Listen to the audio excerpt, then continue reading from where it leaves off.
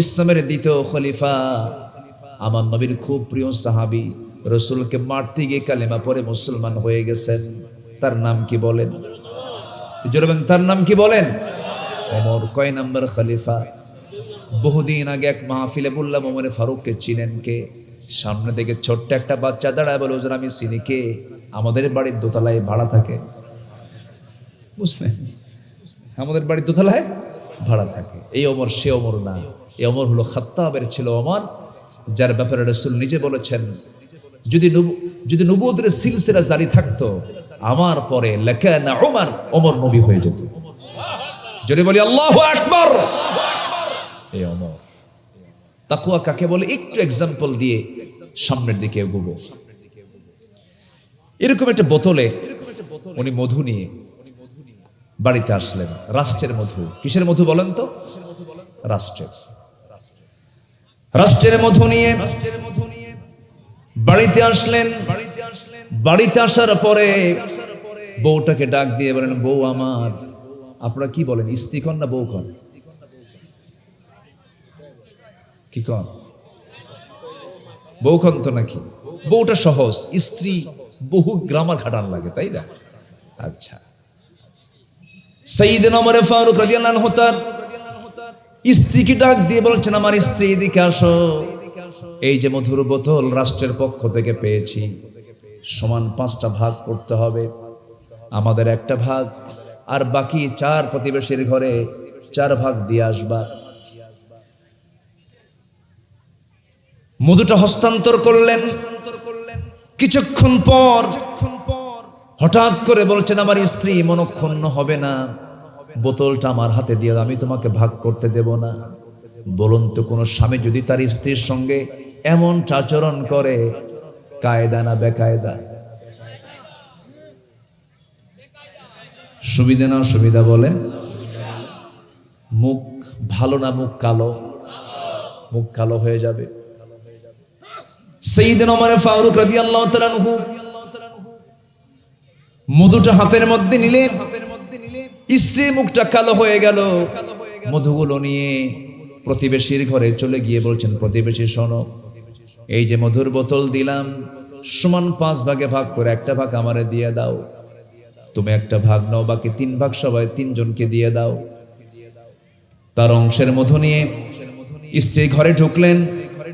ঘরের মধ্যে ঢুকি স্ত্রীকে সালাম দিয়ে বলছেন, আমার স্ত্রী, আল্লাহর কসম করে বলি, আমি তোমাকে সম্মান করি, আমি তোমাকে ট্রাস্ট করি, আমি রাষ্ট্র চালাই, তুমি আমার পরিবার চালাও।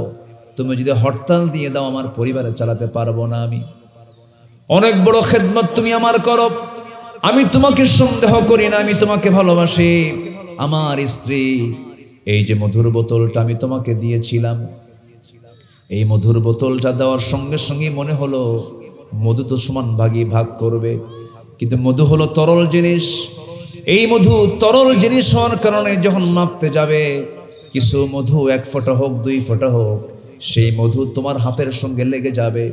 এতটুকুন মধু, 1 ফোঁটা 2 ফোঁটা মধু আমাদের ভাগে বেশি আসুক এটা চাই নাই মনে করে মধু ভাগের দায়িত্ব আমি অন্যজনকে কাঁধে দিয়ে দিয়েছি। এটার নাম কি বলেন? এটার নাম কি? তাকওয়া।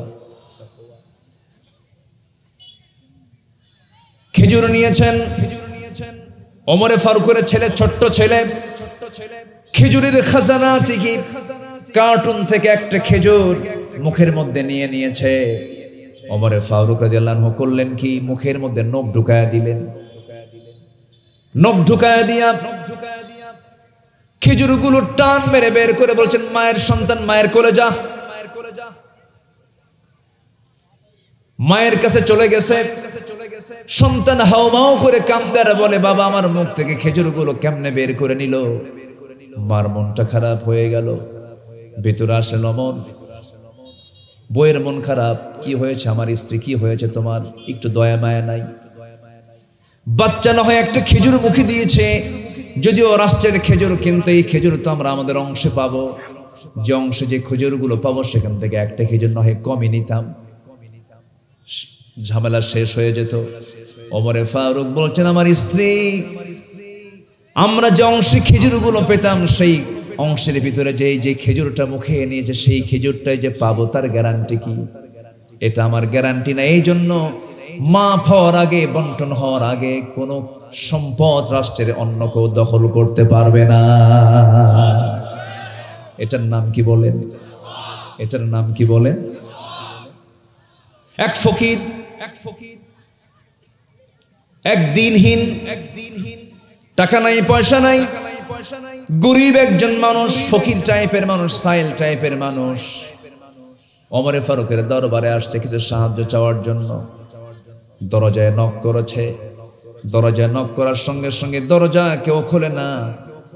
ভিতরের হালতগুলো দেখে তিনি বের হয়ে চলে আসতেছেন, চলে যাচ্ছেন, কিছু জিজ্ঞাসা করলেন না। কিছুক্ষণ পর ওমরে ফারুক রাদিয়াল্লাহু তাআলা আনহু বাইরে বের হয়ে দাঁড়ালেন। দাঁড়িয়ে বলছেন, ও মহিলা, কিছুই না বলে চলে গেলে, ডাক দিলে কিছুই তো বললে না, কি চাও তুমি বলো? সেই ফকিরটা বলতেছে, আমিরুল মুমিনিন, সাহায্যের জন্য আসছিলাম আপনার কাছে, এসে দেখি আমি যত ফকির তার চাইতে আপনি বড় ফকির। সুবহানাল্লাহ বলবেন না? এটার নাম কি বলেন? তাকওয়া। সব সাহাবী একরকম ছিলেন না। তার প্রসঙ্গ যখন চলে এলো বলে ফেলি। কোন কোন সাহাবী টিপটপ পোশাক পরতেন। আমার নবীজিও অনেক সময় তিনি বিভিন্ন পোশাক পরেছেন, ডোরা কাটা সাদা কালো জাতীয় কাপড় পরেছেন, বারনুস পরেছেন, লেবাস পরেছেন।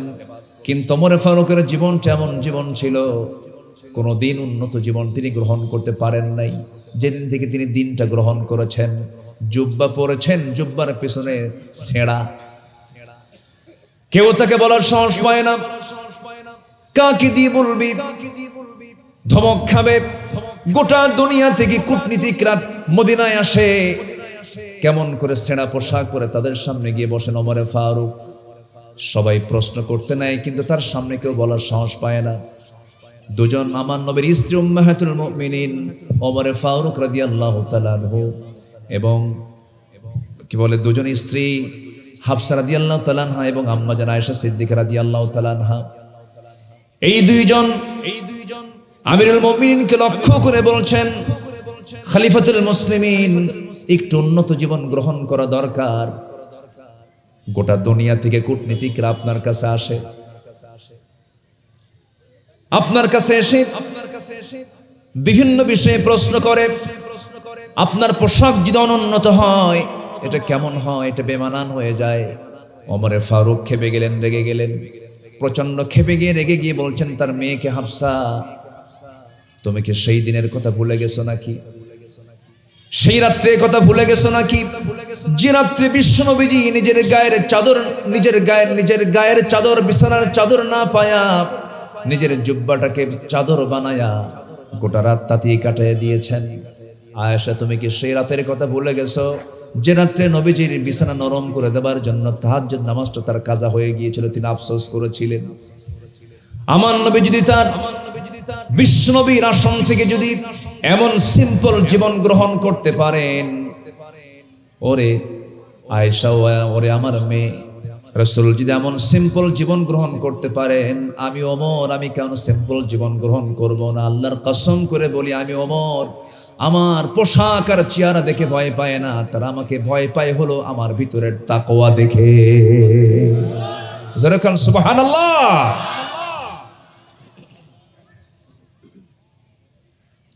জনগণকে দেখতে বের হয়েছেন রাতের আধারে, গভীর নিশি, চতুর্দিকে শুনশান নীরবতা, কেউ জেগে নাই। ওমরে ফারুক রাদিয়াল্লাহু তাআলা আনহু রাতের বেলা তিনি একাকী, দুজনকে সঙ্গে করে নিয়ে মোট তিনজন রওনা দিয়েছেন। প্রত্যন্ত অঞ্চলে চলে গেছেন। একজন বুড়িমা ছোট্ট একটা ঘরের মধ্যে থাকে, দরজায় নক করলেন, দরজা খুলে গেল। প্রশ্ন করলেন, মা কেমন আছেন? ভালো, তবে খুব ভালো না। আলহামদুলিল্লাহ ভালো আছে, তবে খুব ভালো না। কেন? এই পর্যন্ত শুনেছ ওমরে ফারুক নাকি আমিরুল মুমিনিন খলিফাতুল মুসলিমিন, আজ পর্যন্ত আমার কোনো খোঁজ খবরের জন্য একটা লোক একদিন পাঠালো না, আমার কি অবস্থা কোনো হালত জানলো না। কার সামনে কয়? তিনি সামনে জড়সড় হয়ে বলছেন, মা এত দূর কি আসা যায় নাকি? খুব দূরের পথ, কেমনে আসা যায়? রাতের বেলা যখন তিনি বের হতেন, খালি পায়ে বের হতেন, কারণ জুতা পায়ে হাঁটলে পরে জুতার আঘাতে পাথর আছে রাস্তায়, পাথর আর জুতা যদি লাগে খটখট খটখট আওয়াজ হবে।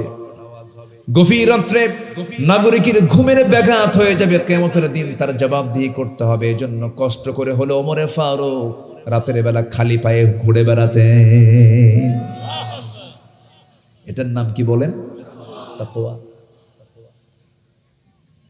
ওই মহিলা বলছেন, একটা দিন আমাকে দেখতে আসলো না, আমার খোঁজ খবর নিল না। সঙ্গে সঙ্গে ওমরে ফারুক বলছেন, ও বুড়িমা, এত দূর কি পথ পাড়ি দিয়ে এখানে আসা যায়? খুব কঠিন ব্যাপার। এবারে বুড়িমা জবাব দিচ্ছে, তাহলে এত বড় দায়িত্ব নেওয়ার কি দরকার ছিল ওমরের? কি কথা কি বুঝতেছেন আপনারা? ওমরে ফারুক কান্নাকাটি শুরু করে দিয়েছেন। আরে বুড়ি তো আমাকে ধরে ফেলছে, আমাকে বুড়ি অ্যাটাক করে ফেলেছে, আক্রমণ করে ফেলেছে, আমি কিভাবে এটাকে ফেস করব? এবার নিজের পরিচয় গোপন করে বলছে, বুড়িমা, ওমর তো দারুণ ভুল করে ফেলেছে, এখন এটার সমাধান কি? কিছু টাকা পয়সা দিয়ে দিই। কি দেই? কিছু টাকা পয়সা, কিছু দিনার দিয়ে দেই। মহিলা বলছে, কত দিবা? 25 দিনার দিয়ে দিই। হ্যাঁ, 25 দিনার। হঠাৎ করে ওমর ফারুক ডাক দিচ্ছেন, আলী এদিকে আসো। সাইয়েদনা আলী ওপার প্রান্ত থেকে বলছেন, আমিরুল মুমিনিন ওমর ফারুক আসতেছি। এই কথা যখন ওই মহিলার কানে চলে গেছে, জিহ্বায় কামড় মেরে ভাবতেছে, আরে সামনে এটাই তো ওমর, আমি কি করলাম? এটা জলসর হয়ে গেছেন। ওমর ফারুককে লক্ষ্য করে বলছেন, আমি মাফ চাই, আমি ভুল করেছি, আমারে মাফ করে দেন। তিনি বলছেন, না রে মা, আপনার ভুল নয়, এটা আমার সম্পূর্ণ আমার নিজের ভুল। আমি কেন আপনাকে দেখতে আসি নাই? সঙ্গে সঙ্গে ওমর ফারুক রাদিয়াল্লাহু তাআলা আনহু নিজের জামা ছিঁড়লেন, নিজের জামা ছিঁড়ে ফেলে সেই জামাটা দিয়া বুড়ির সামনে ধরে বলছেন, এই যে কলম, আপনি লিখে দেন। 25 দিনারের বিনিময়ে সমস্ত অভিযোগ রহিত করা হলো, আমি উড্র করে উঠায় নিলাম। আমি আপনার প্রতি কোনো অভিযোগ রাখলাম না, আমি আপনাকে ক্ষমা করে দিয়েছি, এটা আপনি আমাকে লিখে দেন। যখন লিখে দেওয়া হলো, সেই লিখিত অংশটুকু ভাঁজ করে নিয়ে সোজা বাড়িতে চলে গেলেন। পরিবারকে জানান দিলেন, শোনো, আমি ওমর যেদিন মরে যাব, সেই দিন তোমরা আমার কাফনের কাপড়ের সাথে তোমরা এই চিঠিটা সংযোগ করে দিবা। কিয়ামতের দিন আল্লাহকে বলবো, আমার জনগণ আমার বিরুদ্ধে কোনো অভিযোগ দেয় নাই, আমার বিরুদ্ধে সাক্ষ্য দিয়েছে, আমার কোনো দোষ নাই, এই যে তারা চিঠি। এটার নাম কি বলেন? জোরে এটার নাম কি বলেন? তাকওয়া।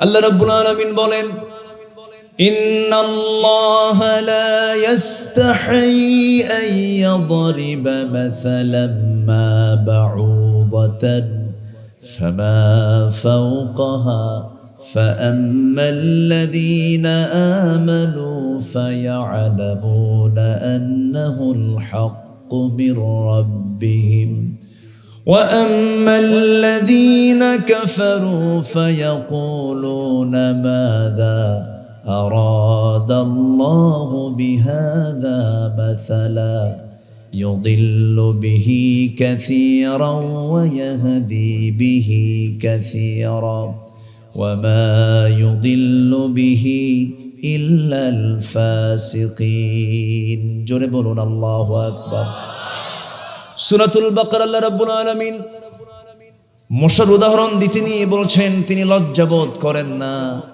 যদি আমরা ছোটখাটো বিষয় মনে করছেন না। আমার বন্ধুগণ, রাতের বেলা চতুর্দিকে নেটিং করা, জানালাও লাগানো, একটা মশাও দেখলাম না। কিন্তু আমি লাইট যখন বন্ধ করলাম, লাইট বন্ধ করার সঙ্গে সঙ্গে কানের কাছে এসে সারেগামা পাধানিসা আছে কিনা, তাহলে আমার চোখে ধরা পড়লো না, ও কেমনে এসে আমাকে ধরলো? ওর চোখ লাগে না, কিচ্ছু লাগে না। আল্লাহ পাক ওর ভিতরে একটা ঘ্রাণ শক্তি দিয়েছেন। 75 ফুট দূর থেকে টের পায় কোন জায়গায় সলিমুদ্দি শুয়ে আছে। কত ফুট দূর থেকে? 75 ফুট দূর থেকে সেটা টের পায়। মশা তার যে পাখার ডানাটা আছে, প্রতি সেকেন্ডে 400 থেকে 500 বার ঝাপটান মারে। পৃথিবীতে আজ পর্যন্ত এমন কোনো মেশিন আবিষ্কার হয়নি যা মশার পাখার ঝাপটানির এরকম দ্রুতগতি সম্পন্ন কোনো মেশিন আজ পর্যন্ত আবিষ্কার হয়নি। কেউ তো সুবহানাল্লাহ বললেন না। তাহলে উদাহরণের ভিতরে রহস্য আছে না নেই বলেন তো? আছে। মশার কামড়ে মরছিল, ন্যাংরা মশার কামড় খায় মরছিল কে বলেন? বলেন কে? নমরুদ। সম্মানিত ভাইয়েরা, এই মশাকে আজকে গবেষণা করা হচ্ছে। এখানেই শেষ নয়, মশার মুখে আমরা যে সুরের মতো একটা সূচ দেখি, আসলে সেই সূচের সংখ্যা একটা নয়, এগুলো মোট ছয়টা অংশে বিভক্ত, যা আধুনিক ইনজেকশন বা ছুরির মতো কাজ করে। জানলে আশ্চর্য হবেন, এই 6টা সূচের আবার 6টা আলাদা আলাদা কাজ রয়েছে। নাম্বার 1, মশার শরীরে অবস্থিত শেষ 2টি সূচ বা ছুরির কাজ হলো আমার আপনার শরীরকে একটা নির্দিষ্ট জায়গা থেকে ফিরে ফেলে দেয়। নাম্বার 2, তার পরের 2টা সূচ দিয়ে তার কাজ হলো মানব দেহ থেকে ব্লাড ভেসেলগুলোকে খুঁজে বের করা। নাম্বার 3, পঞ্চম সূচটি দিয়ে সে চেতনা নাশক এক প্রকার কেমিক্যাল নিঃসরণ করে যেন ওই জায়গাটা অবশ হয়ে যায়। কেউ তো সুবহানাল্লাহ বলতেছেন না। নাম্বার 4, এর শেষ সূচটি দিয়ে সে রক্ত শুষে নিয়ে চলে যায়। আরো আশ্চর্যের বিষয় হলো এই জটিল নিখুঁত ডিজাইন থেকে অনুপ্রাণিত হয়েই আধুনিক বিজ্ঞানীরা তৈরি করেছেন মসকিউটো ইন্সপায়ার্ড সিরিঞ্জ, পেইনলেস মাইক্রোনিডলস, এমনকি রোবোটিক সার্জিক্যাল টুলস তৈরিতেও এই আশ্চর্য সূক্ষ্ম মডেলের ব্যবহার রয়েছে, যা মশা থেকে আধুনিক মেডিকেল সায়েন্স এটা আবিষ্কার করেছে। সুবহানাল্লাহ বলবেন না?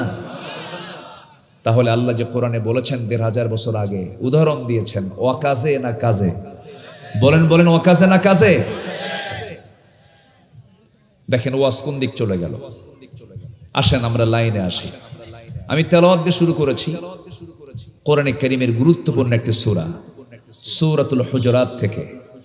হুজুরাত হচ্ছে একটা পারিবারিক সূরা, একটা সামাজিক সূরা।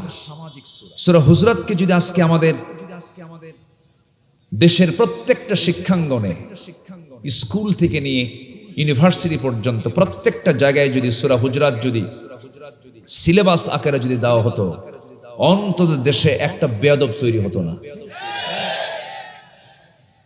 সূরা হুজুরাত ঘটনা কি? ও অসুস্থ না? আচ্ছা, ওর নার্ভিং সিস্টেমটা দুর্বল, ও পরে বোঝে। যাক, আমার দিকে তাকান। আমার কথা কি সবাই শুনতে পাচ্ছেন? কারো কোনো সমস্যা নাই তো? আমি আলোচনায় অনেক দেরিতে উঠলাম, এটা আমি চাইনি। আমি আগেই উঠতে চাই, আমার অভ্যাস একটু আগেই ওঠা, কিন্তু কি করব, হয় না। এদেশের সব জায়গায় টাইম মেইনটেইন হলেও মাহফিলের টাইম মেইনটেইন থাকে না। গত কয়েক বছর আগে ময়মনসিংহে একটা মাহফিল ছিল, আমি 8টায় গেলাম, বলল হুজুর খান, বালিশ আর কম্বল, শুয়ে পড়েন, আমরা ডেকে নেব। তো বললাম যে কখন তুলবেন? হুজুর গত বছর প্রধান বক্তা যে সময় উঠছে তার 1 ঘন্টা আগে এবার আপনাকে দেব।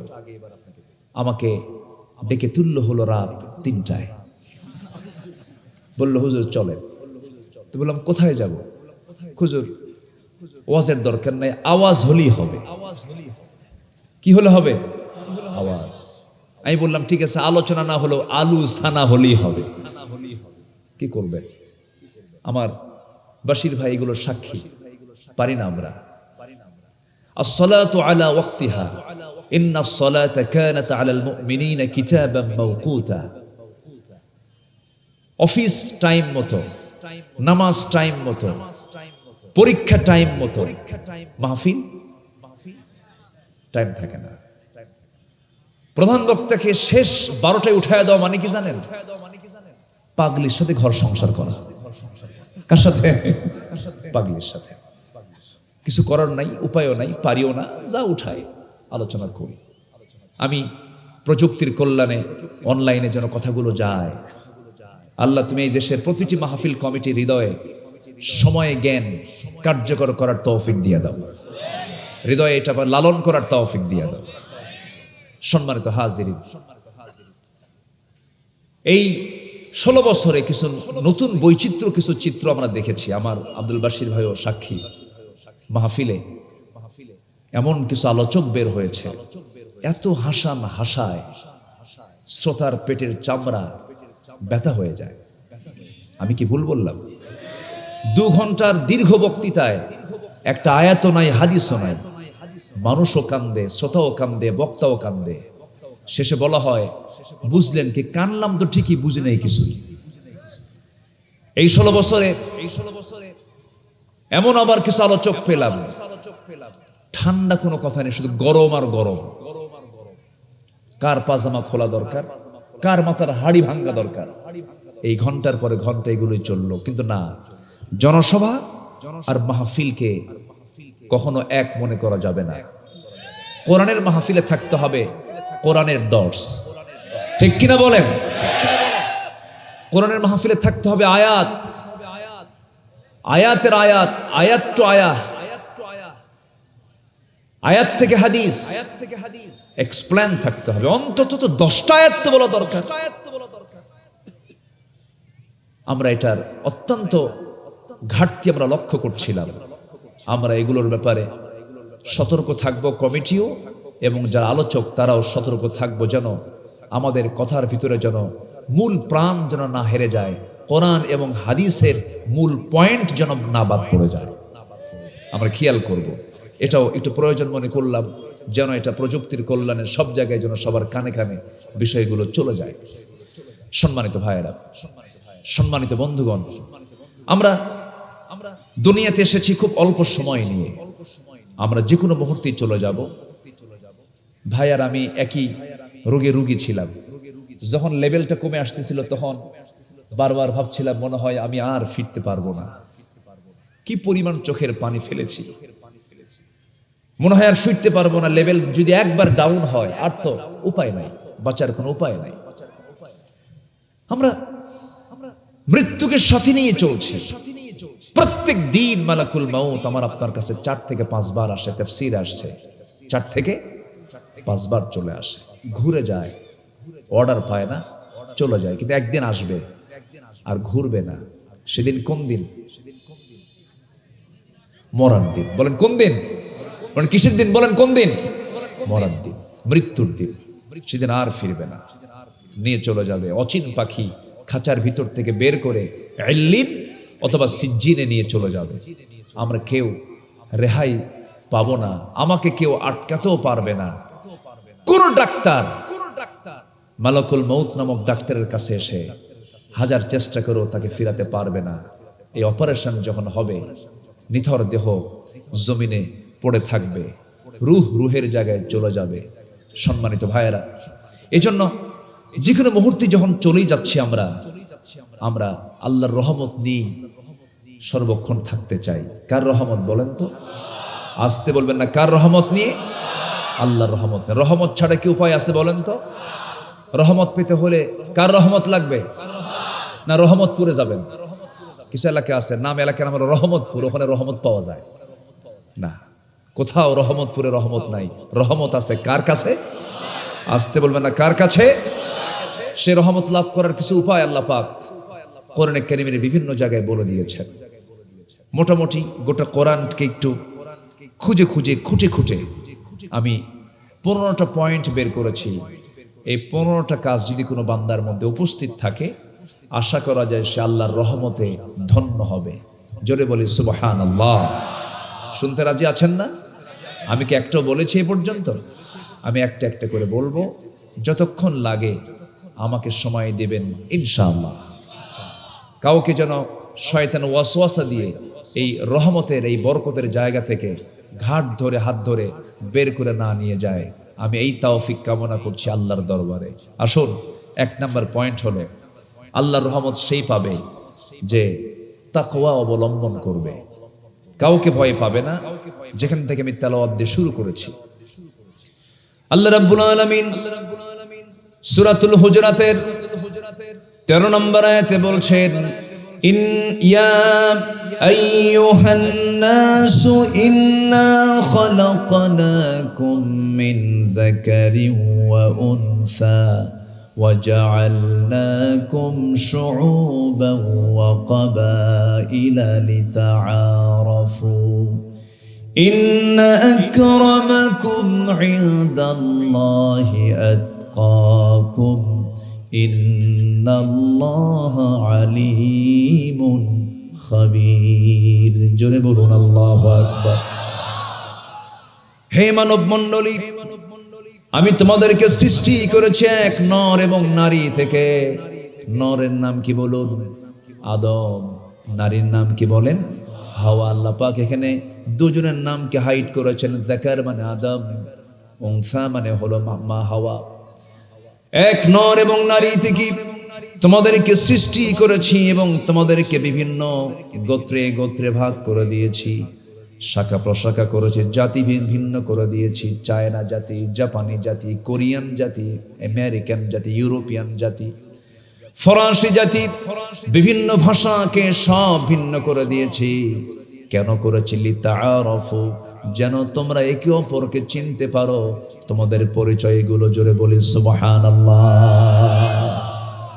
সব এক হলে কি মানুষ মানুষকে চিনত না? জি শুকরিয়া, চিন্ত না। যে বিশ্রাম নেবেন। যে সম্মানিত ভাইরা, তাহলে এই যে নবাবগঞ্জ জেলা, গোমস্তাপুরের ভাষার সাথে কি সদরের ভাষার মিল আছে? আস্তে করে মিল আছে, কম বেশি আছে না নাই? একটু হলো টানের কম বেশি আছে। আবার ওইদিকে লালপুর, নাটোর, ওটাও তো রাজশাহী, বৃহত্তর রাজশাহী। ভাষার কি মিল আছে? না। কেন নাই? লিতাআরাফু, যেন তোমরা একে অপরকে চিনতে পারো। এটা লালপুর, ওটা গোমস্তাপুর, ঠিক আছে? ওটা রহনপুর, আর কি ওটা গোদাগাড়ি, ওটা চারঘাট, ওটা বাঘা, ওটা বাগমারা, যেন চিনতে পারে। ওটা নওগাঁ। ভাষাই বলে দেয় এটা কোন এলাকার কোন ব্লকের মানুষ। সুবহানাল্লাহ বলবেন না? এটা কে করে দিয়েছেন? আসতে বলবেন না, কে করে দিয়েছেন? আল্লাহ করে দিয়েছেন। নোয়াখালীর মানুষ, তারাও এই দেশের নাগরিক, তারাও বাংলা বলে, কিন্তু পানিকে পানি বলতে পারে না, পানিকে বলে হানি। আল্লাহ পাক হয় না, কয় আল্লাহ ফাক। বুঝলেন তো? এটা হচ্ছে ভাষা। আল্লাহ পাক এগুলো আল্লাহই নিজে করে দিয়েছেন, যেন তোমরা একে অপরকে চিনতে পারো। আল্লাহ রাব্বুল আলামিন এই প্রসঙ্গ তুলেই এবার বলছেন, শোনো, বংশগত কৌলিন্য দিয়ে আমার কাছে কোনো মর্যাদা পাবে না। বাবার পরিচয় দিয়ে নাজাত পাবে না, সন্তানের পরিচয় দিয়ে বাবা নাজাত পাবে না, বংশ দিয়ে নাজাত পাবে না। বাবার পরিচয় দিয়ে যদি জান্নাত পাওয়া যেত, নূহ আলাইহিস সালামের ছেলে কেনান জান্নাত পেয়ে যেত। ছেলের পরিচয় দিয়ে যদি জান্নাত মিলত, আজরের ছেলে হলো ইব্রাহিম আলাইহিস সালাম, আজর জান্নাত পেয়ে যেত। বংশের পরিচয় দিয়ে যদি জান্নাত পাওয়া যেত, আবু লাহাব জান্নাত পেয়ে যেত, আবু তালেব জান্নাত পেয়ে যেত। প্রমাণ হয়ে গেল বংশগত, পিতার পরিচয়, মায়ের পরিচয়, বংশের পরিচয় দিয়া জান্নাত মিলবে না। জান্নাত মিলবে কি দিয়া? ইন্না আকরামাকুম ইনদাল্লাহি আতকাকুম, তোমাদের ভিতরে আমার কাছে সম্মানিত ব্যক্তি সেই, তোমাদের মধ্যে আমার কাছে সম্মানিত ব্যক্তি সেই, দামি ব্যক্তি সেই, যে আমি আল্লাহ আমাকে সবচাইতে বেশি সম্মান করে, ভয় করে। জোরে বলি সুবহানাল্লাহ। অর্থাৎ তাকওয়া অবলম্বন করবে, যে তার দামটা হচ্ছে আল্লাহর কাছে সবচাইতে বেশি। আমরা কাকে ভয় করব বলেন তো? আসতে বলবেন না, কাকে ভয় করব? আল্লাহকে ভয় করব, আল্লাহকে মেনে চলবো, আল্লাহর হুকুমকে সঙ্গে সঙ্গে ফলো করে ফেলবো জীবনের এক জায়গায় না সব জায়গায়, সব জায়গায়। সম্মানিত ভাইয়েরা, সম্মানিত বন্ধুগণ, তাকওয়ার গুণগুলো কি আল্লাহ পাক কোরআন খোলার সঙ্গে সঙ্গে বলে দিয়েছেন। যারা পারেন ঠোঁট মিলে আমার সঙ্গে বলুন, হুদাল লিল المتقين الذين يؤمنون بالغيب ويقيمون الصلاة ومما رزقناهم ينفقون والذين يؤمنون بما أنزل إليك وما أنزل من قبلك وبالآخرة هم يوقنون أولئك على هدى من ربهم وأولئك هم المفلحون جنبون الله أكبر মুত্তাকি কারা আল্লাযীনা যারা অদৃশ্যকে বিশ্বাস করেছে। নাম্বার 2 হলো নামাজ কায়েম যারা করেছে। আমি যে রিজিক দিয়েছি তা থেকে আল্লাহর পথে যারা ব্যয় করেছে। নাম্বার 4 হলো আসমানি কিতাবকে যারা বিশ্বাস করে নিয়েছে। নাম্বার 5 হলো আখিরাতকে যারা বিশ্বাস করেছে। এই 5টা গুণ জীবনদের মধ্যে পরিপূর্ণ কমপ্লিট থেকে যাবে, সে হলো সফল কাম। আখিরাতে সে ব্যক্তি কামিয়াব হয়ে যাবে, আল্লাহর রহমতে সে ধন্য হয়ে যাবে। আমার বন্ধুগণ, তাকওয়া এমন একটা গুণের নাম, তাকওয়ার গুণ যে বান্দার মধ্যে অর্জিত হয়ে যাবে।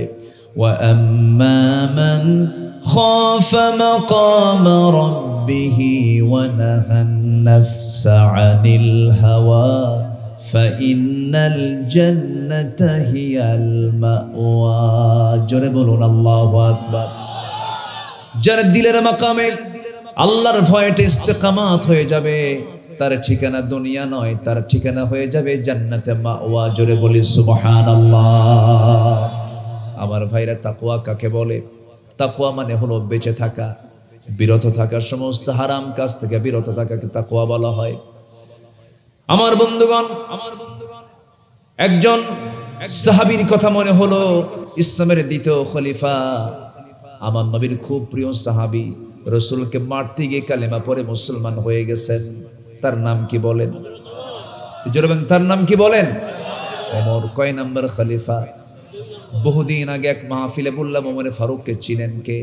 সামনে থেকে ছোট্ট একটা বাচ্চা দাঁড়ায় বলে, হুজুর আমি চিনি। কে? আমাদের বাড়ির দোতলায় ভাড়া থাকে। বুঝলেন?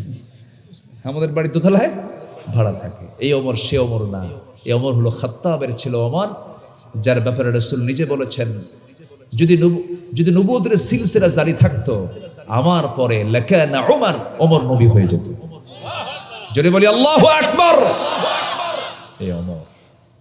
তাকওয়া কাকে বলে একটু এক্সাম্পল দিয়ে সামনের দিকে এগোবো। এরকম একটা বোতলে উনি মধু নিয়ে বাড়িতে আসলেন। রাষ্ট্রের মধু। কিসের মধু বলেন তো? রাষ্ট্রের মধু নিয়ে বাড়িতে আসলেন। বাড়িতে আসার পরে বউটাকে ডাক দিয়ে বলেন, বউ আমার। আপনারা কি বলেন, স্ত্রী কন না বউ কন? কি কন? বউ কন তো নাকি? বউটা সহজ, স্ত্রী বহু গ্রামার খাটান লাগে, তাই না? আচ্ছা, সাইয়েদনা ওমর ফারুক রাদিয়াল্লাহু আনহু তার স্ত্রীকে ডাক দিয়ে বলছেন, আমার স্ত্রী এদিকে আসো। এই যে মধুর বোতল রাষ্ট্রের পক্ষ থেকে পেয়েছি, সমান 5টা ভাগ করতে হবে। আমাদের একটা ভাগ, আর বাকি 4 প্রতিবেশীর ঘরে 4 ভাগ দিয়ে আসবা। মধুটা হস্তান্তর করলেন। কিছুক্ষণ পর হঠাৎ করে বলছেন, আমার স্ত্রী মনক্ষুণ্ণ হবে না, বোতলটা আমার হাতে দিয়ে, আমি তোমাকে ভাগ করতে দেব না। বলুন তো, কোন স্বামী যদি তার স্ত্রীর সঙ্গে এমন আচরণ করে, কায়দা না বেকায়দা? সুবিধা না অসুবিধা বলেন? মুখ ভালো না মুখ কালো? মুখ কালো হয়ে যাবে। সাইয়েদনা ওমর ফারুক রাদিয়াল্লাহু তাআলা আনহু মধুটা হাতের মধ্যে নিলেন। স্ত্রী মুখটা কালো হয়ে গেল। মধুগুলো নিয়ে প্রতিবেশীর ঘরে চলে গিয়ে বলছেন, প্রতিবেশী শোনো, এই যে মধুর বোতল দিলাম, সমান 5 ভাগে ভাগ করে একটা ভাগ আমারে দিয়ে দাও। তুমি একটা ভাগ নাও, বাকি 3 ভাগ সবাই 3 জনকে দিয়ে দাও। তার অংশের মধু নিয়ে স্ত্রী ঘরে ঢুকলেন। ঘরের মধ্যে ঢুকি স্ত্রীকে সালাম দিয়ে বলছেন, আমার স্ত্রী, আল্লাহর কসম করে বলি আমি তোমাকে সম্মান করি, আমি তোমাকে ট্রাস্ট করি, আমি রাষ্ট্র চালাই, তুমি আমার পরিবার চালাও, তুমি যদি হরতাল দিয়ে দাও আমার পরিবারে চালাতে পারবো না, আমি অনেক বড় খেদমত তুমি আমার করো, আমি তোমাকে সন্দেহ করি না, আমি তোমাকে ভালোবাসি। আমার স্ত্রী, এই যে মধুর বোতলটা আমি তোমাকে দিয়েছিলাম, এই মধুর বোতলটা দেওয়ার সঙ্গে সঙ্গে মনে হলো মধু তো সমান ভাগই ভাগ করবে, কিন্তু মধু হলো তরল জিনিস, এই মধু তরল জিনিস হওয়ার কারণে যখন মাপতে যাবে, কিছু মধু 1 ফোঁটা হোক 2 ফোঁটা হোক, সেই মধু তোমার হাতের সঙ্গে লেগে যাবে। এতটুকুন মধু 1 ফোঁটা 2 ফোঁটা মধু আমাদের ভাগে বেশি আসুক এটা চাই নাই মনে করে মধু ভাগের দায়িত্ব আমি অন্যজনকে কাঁধে দিয়ে দিয়েছি। এটার নাম কি বলেন? এটার নাম কি? তাকওয়া।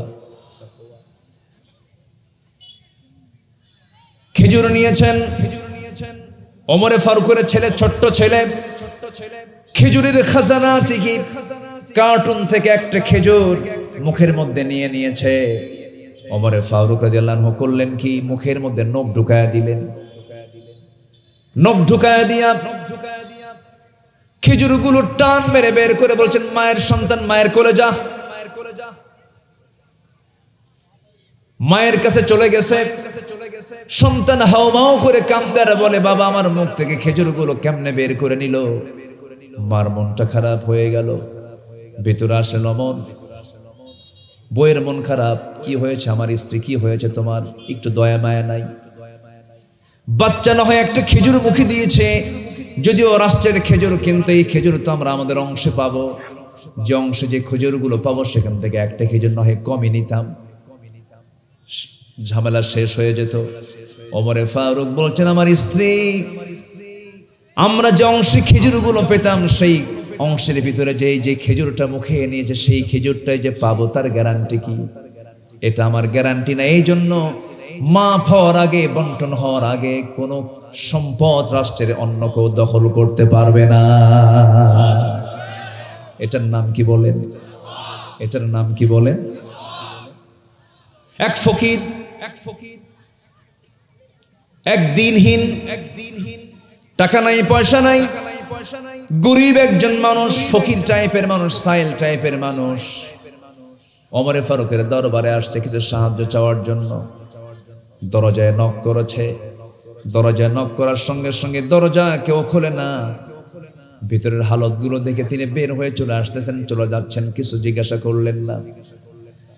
কিছুক্ষণ পর ওমরে ফারুক রাদিয়াল্লাহু তাআলা আনহু বাইরে বের হয়ে দাঁড়ালেন, দাঁড়িয়ে বলছেন, ও মহিলা, কিছুই না বলে চলে গেলে, ডাক দিলে কিছুই তো বললে না, কি চাও তুমি বলো। সেই ফকিরটা বলতেছে, আমিরুল মুমিনিন, সাহায্যের জন্য আসছিলাম আপনার কাছে, এসে দেখি আমি যত ফকির তার চাইতে আপনি বড় ফকির। সুবহানাল্লাহ বলবেন না? এটার নাম কি বলেন? তাকওয়া। সব সাহাবী একরকম ছিলেন না, তার প্রসঙ্গ যখন চলে এলো বলে ফেলি।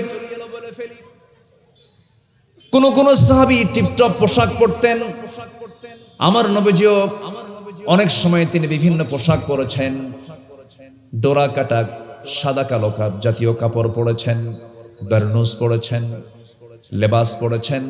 কিন্তু ওমর ফারুকের জীবনটা এমন জীবন ছিল, কোনদিন উন্নত জীবন তিনি গ্রহণ করতে পারেন নাই।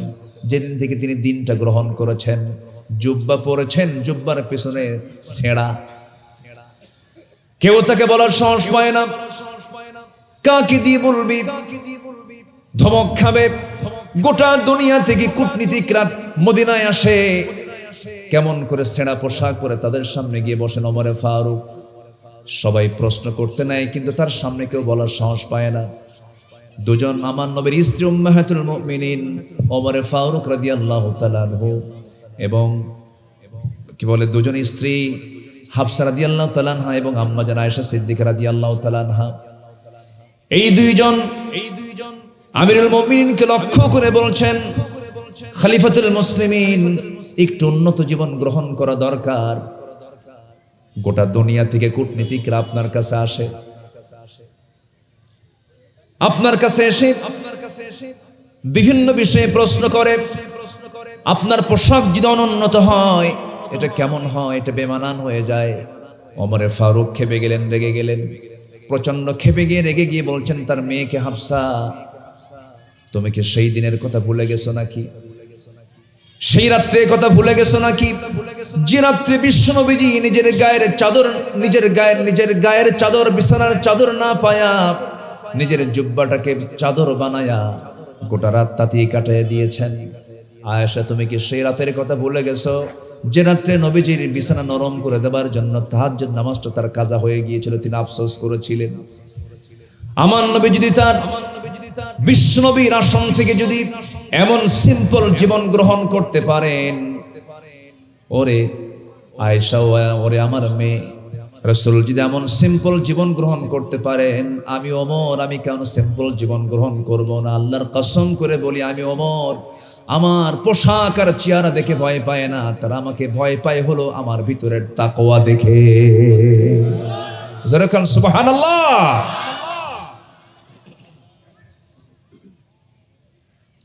জনগণকে দেখতে বের হয়েছেন রাতের আধারে, গভীর নিশি, চতুর্দিকে শুনশান নীরবতা, কেউ জেগে নাই। ওমরে ফারুক রাদিয়াল্লাহু তাআলা আনহু রাতের বেলা তিনি একাকী, দুজনকে সঙ্গে করে নিয়ে মোট 3 জন রওনা দিয়েছেন, প্রত্যন্ত অঞ্চলে চলে গেছেন। একজন বুড়িমা ছোট্ট একটা ঘরের মধ্যে থাকে, দরজায় নক করলেন, দরজা খুলে গেল। প্রশ্ন করলেন, মা কেমন আছেন? ভালো, তবে খুব ভালো না। আলহামদুলিল্লাহ ভালো আছে, তবে খুব ভালো না। কেন? এই পর্যন্ত শুনেছ ওমরে ফারুক নাকি আমিরুল মুমিনিন খলিফাতুল মুসলিমিন, আজ পর্যন্ত আমার কোনো খোঁজ খবরের জন্য একটা লোক একদিন পাঠালো না, আমার কি অবস্থা কোনো হালত জানলো না। কার সামনে কয়? তিনি সামনে জড়সড় হয়ে বলছেন, মা এত দূর কি আসা যায় নাকি? খুব দূরের পথ, কেমনে আসা যায়? রাতের বেলা যখন তিনি বের হতেন খালি পায়ে বের হতেন, কারণ জুতা পায়ে হাঁটলে পরে জুতার আঘাতে পাথর আছে রাস্তায়, পাথর আর জুতা যদি লাগে খটখট খটখট আওয়াজ হবে। গভীর রাত্রে নাগরিকের ঘুমের ব্যাঘাত হয়ে যাবে, কিয়ামতের দিন তার জবাবদিহি করতে হবে। এজন্য কষ্ট করে হলো ওমরে ফারুক রাতের বেলা খালি পায়ে ঘুরে বেড়াতেন। এটার নাম কি বলেন? তাকওয়া। ওই মহিলা বলছেন, একটা দিন আমাকে দেখতে আসলো না, আমার খোঁজ খবর নিল না। সঙ্গে সঙ্গে ওমরে ফারুক বলছেন, ও বুড়িমা এত দূর কি পথ পাড়ি দিয়ে এখানে আসা যায়? খুব কঠিন ব্যাপার। এবারে বুড়িমা জবাব দিচ্ছে, তাহলে এত বড় দায়িত্ব নেওয়ার কি দরকার ছিল ওমরের? কি কথা কি বুঝতেছেন আপনারা? ওমরে ফারুক কান্নাকাটি শুরু করে দিয়েছেন। আরে বুড়ি তো আমাকে ধরে ফেলছে, আমাকে বুড়ি অ্যাটাক করে ফেলেছে, আক্রমণ করে ফেলেছে, আমি কিভাবে এটাকে ফেস করব? এবার নিজের পরিচয় গোপন করে বলছে, বুড়িমা ওমর তো দারুণ ভুল করে ফেলেছে, এখন এটার সমাধান কি? কিছু টাকা পয়সা দিয়ে দিই। কি দেই? কিছু টাকা পয়সা, কিছু দিনার দিয়ে দেই। মহিলা বলছে, কত দিবা? 25 দিনার দিয়ে দিই। হ্যাঁ 25 দিনার। হঠাৎ করে ওমর ফারুক ডাক দিচ্ছেন, আলী এদিকে আসো। সাইয়েদনা আলী ওপার প্রান্ত থেকে বলছেন, আমিরুল মুমিনিন ওমর ফারুক আসতেছি। এই কথা যখন ওই মহিলার কানে চলে গেছে, জিহ্বায় কামড় মেরে ভাবতেছে, আরে সামনে এটাই তো ওমর, আমি কি করলাম? এটা জড়সড় হয়ে গেছেন। ওমরে ফারুককে লক্ষ্য করে বলছেন, আমি মাফ চাই, আমি ভুল করেছি, আমারে মাফ করে দেন। তিনি বলছেন, না রে মা, আপনার ভুল নয়, এটা আমার সম্পূর্ণ আমার নিজের ভুল। আমি কেন আপনাকে দেখতে আসি নাই?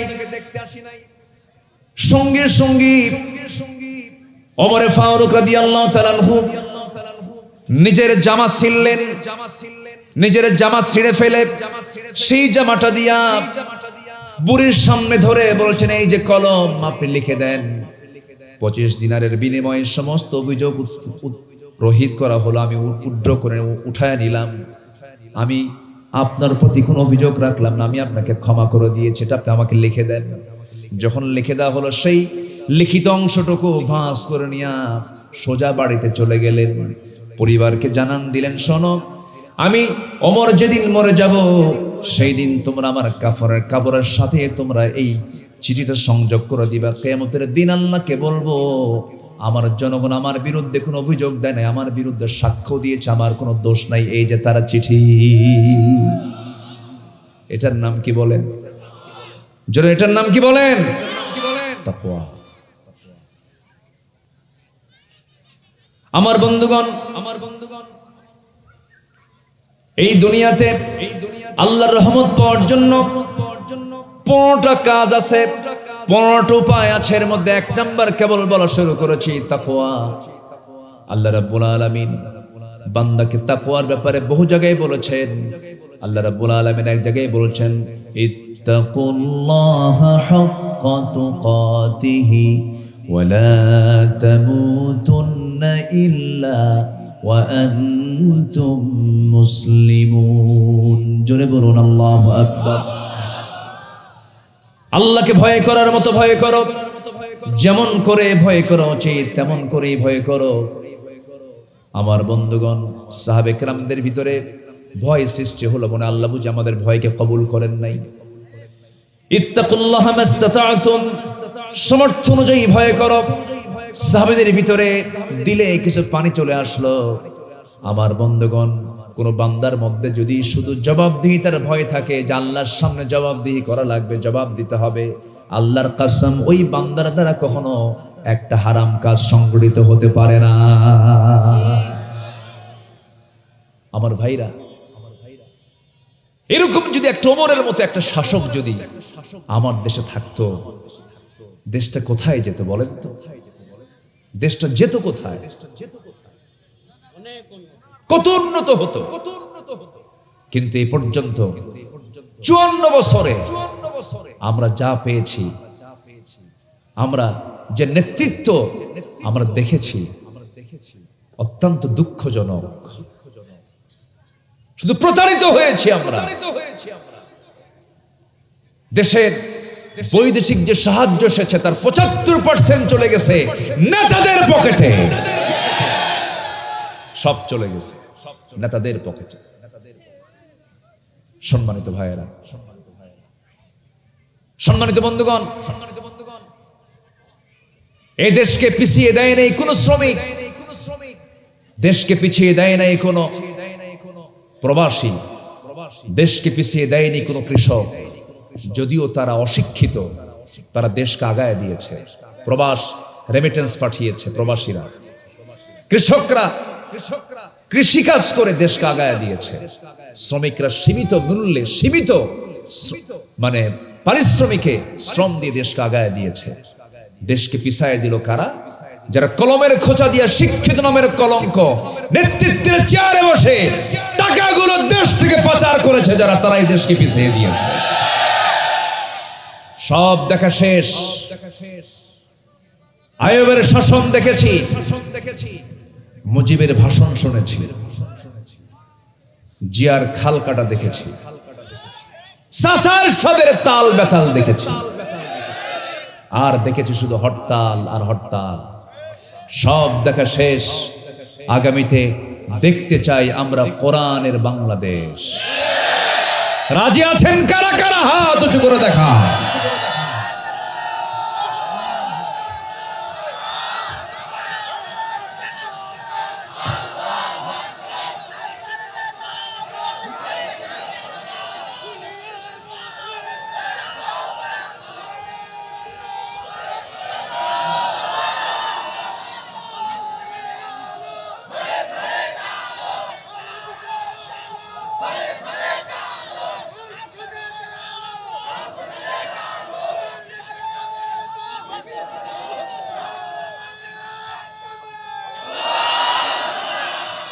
আল্লাহ কবুল করুন। জোরে বলি আমিন, আরো জোরে আমিন।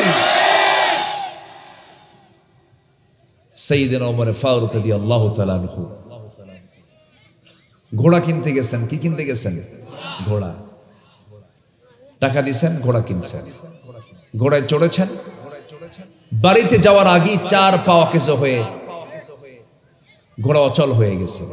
ওমর ফারুকের মেজাজ কি নরম না গরম? এই লোকগুলো যায় কেন? সমস্যা কি? এই যে 3-4 জন করে উঠলো, আমি কি দোয়া করে দেব? দোয়া করব আমি? তো যাই কেন? বসেন। নাম্বার বসেন। এখানে শৃঙ্খলা রক্ষার দায়িত্ব কি একার না সবার? উঠে যাওয়া বসা এটা কি শৃঙ্খলা? তাহলে ফেরেশতা যদি মামলা দেয়, শৃঙ্খলা ভঙ্গের মামলা যদি দিয়ে দেবে, কি করবেন আপনি? উপায় আছে জামিনের? তাহলে বসেন। বিনা কারণে আমরা উঠবো না, এটা তো সাধারণ কোনো জায়গা না, এটি ইবাদতের জায়গা। বলি আলহামদুলিল্লাহ। বসেন। আপনার ওঠা বসা আমার আলোচনাকে বিঘ্নিত করবে, তাহলে এটা কেমন হলো? একটু বসেন। রাগ করলেন? একটু ধমক দিলাম যে, রাগ করেন নাই তো? বাচ্চা ওষুধ খেতে চায় না, জ্বর, মা কি করে? বাবা একটু খা, একটু হা কর না, 103 ডিগ্রি সেলসিয়াস, তাও ওষুধ খায় আর মরে যাবে তো। শেষে মা কি করে? 2 হাত আর 2 পা শক্ত করে ধইরা, মুখ শক্ত করে রাখছে, খায় না, মুখের মধ্যে নখ ঢুকায় দিয়া কয় খা। এই যে জোর করে খাওয়ালো, মায়ের কি মহব্বত কম থাকার কারণে, বেশি থাকার কারণে? যদি ধমকটা দিয়েই থাকি, এই ধমকের উদ্দেশ্য হলো ভালো কিছু, কেমন খারাপ করবেন না। একটু বসেন। একজনও আমি আর উঠতে যেন দেখি না, আল্লাহ রহমত থেকে বঞ্চিত না করুক কাউকে। জোরে বলি আমিন। বসেন। ঘোড়া চারটাই, ঘোড়ার পা চারটাই অকেজ হয়ে পড়ে গেছে। এ তো রাগী মানুষ। ঘোড়া থুই দৌড় মেরে এসে ঘোড়াওয়ালাকে বলছেন, ঘোড়া বিক্রেতাকে বলছেন, ঘোড়া বিক্রেতা কি ঘোড়া দিলে বাড়িতেই নিতে পারলাম না, 4টা পা অকেজ হয়ে গেছে, ঘোড়া ফেরত দাও, ফেরত নাও, টাকা দাও। ঘোড়া বিক্রেতা মুচকি হাসি মেরে বলে, আমি আপনাকে যখন ঘোড়া দিলাম সুস্থ না অসুস্থ? সুস্থ। এখন কি হয়েছে? অসুস্থ। ঘোড়া আমি ফেরত নেব না। ওমর ফারুক বলছেন, না, ঘোড়া ফেরত নিতেই হবে তোমার। না, ঠিক আছে, আপনার যুক্তিটা আপনি ঠিক হতে পারেন, আমার যুক্তিটা আমি ঠিক। এই দুই ঠিক, এটাকে ফয়সালা দেবার জন্য আমিও পারবো না, আপনিও পারবেন না, চলেন আদালতে যাই। সাধারণ একজন ঘোড়া বিক্রেতা খলিফাতুল মুসলিমিনকে কি দেখায়? কি দেখায়? আদালত। এটার নাম কি? যেরকম তাকওয়া। ওমর ফারুক রাদিয়াল্লাহু তাআলা আনহু মুস্কি একখান হাসি মেরে বললেন, ঠিক আছে চলো ঘোড়াওয়ালা, কোনো তো উপায় নাই, আদালতে চলো। আদালতে গেলেন। আদালতে বসে থাকা বিচারপতি ওমর ফারুক রাদিয়াল্লাহু আনহুকে দেখা মাত্রই চেয়ার থেকে দাঁড়ায়া, আমিরুল মুমিনিন, আপনি কেন আদালতে এসেছেন? আদালতের শরণাপন্ন হয়েছেন, কি হয়েছে বলুন। তিনি বলছেন, শোনো বিচারপতি, আমি এখানে এসেছি বিচার নিয়ে, আমার বিরুদ্ধে বাদী হয়ে মামলা করতে আসছে এই ঘোড়াওয়ালা, ঘোড়া বিক্রেতা। বললাম যে এই অবস্থার সমস্ত ঘটনা তিনি খুলে বললেন। ঘোড়া বিক্রেতাও সব ঘটনা খুলে বলল। কিছুক্ষণ পর মুস্কি হাসি মেরে বিচারপতির চেয়ারে বিচারপতি বসে মুস্কি হাসি মেরে বলছেন, বিচারপতি আমিরুল মুমিনিন, আল্লাহর কসম করে বলি, কোনো দিন ব্যক্তির চেহারা দেখে রায় দেয় নাই, বিচার করি নাই। আজকের বিচারের রায় আপনি ওমর আপনার সম্পূর্ণ বিরুদ্ধে চলে গেছে। সুবহানাল্লাহ বলবেন না? একটু বুঝায় দেন। তিনি বলছেন, আমিরুল মুমিনিন, আমি আপনি কথা বলছি, এই কথা বলা শেষ করে বাড়ি পর্যন্ত ফিরতে পারবো এমন কোনো গ্যারান্টি আছে নাকি? না। জীবন যার নাম তার কোনো গ্যারান্টি নেই, অসুস্থ যে কোনো মুহূর্তে হতে পারে। কেনা বেচার চুক্তি শেষ, লাভ লস আপনাকে বহন করতে হবে, আপনাকে ওই অকেজো ঘোড়া নিয়ে বাড়ি যেতে হবে। চলে গেলেন বাড়িতে, মুস্কি হাসি মেরে চলে গেলেন। পরের দিন খলিফাতুল মুসলিমিন কেন্দ্রীয় মজলিসে শুরার বৈঠকে সবাইকে ডাক দিয়ে বললেন, শোনো, একজন বিচারককে পেলাম, কাজীকে পেলাম, খুব সাহসী। আমি ওমর আমার বিরুদ্ধে রায় দেয়, আমি ওমর আমার বিরুদ্ধে রায় দেয়, খুব পরহেজগার, ভালো তাকওয়াবান মুত্তাকি মানুষ। ওকে আমরা আঞ্চলিক বিচারপতি না বানায়া কাজী সুরাই আল হারিস আল কিন্দি রাহমাহুল্লাহ, শতাধিক বছর বয়স তার হয়েছিল। দুইজন খলিফার বিরুদ্ধে তিনি রায় দিয়েছেন, আরেকজন সাইয়েদনা আলীর বিরুদ্ধে তিনি রায় দিয়েছিলেন।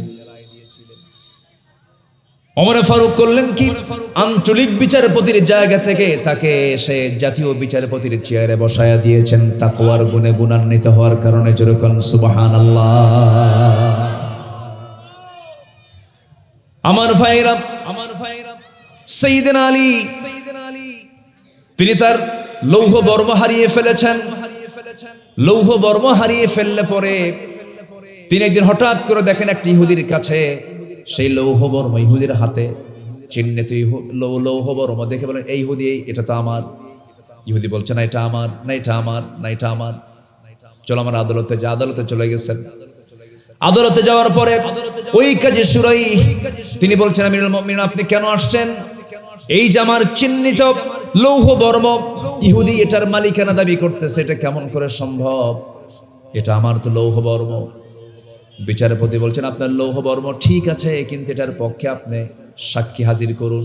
সাক্ষী ছাড়া এটা তো গ্রহণযোগ্য হবে না। তিনি বলছেন, আমার ছেলে হাসান সাক্ষী, আমার ছেলে হুসাইন সাক্ষী। তিনি বললেন, বাবার পক্ষে ছেলে কখনো সাক্ষী হতে পারে না, অন্য কোনো সাক্ষী নাই, মামলা আপনার পক্ষে যাবে না, রায় আপনার পক্ষে যাবে না। ইহুদির পক্ষে রায় চলে গেল। সাইয়েদনা আলী মাথা নিচু করি কোনো কথা না বলে আদালতকে শ্রদ্ধা জানায়া আস্তে করে বের হয়ে আসলেন।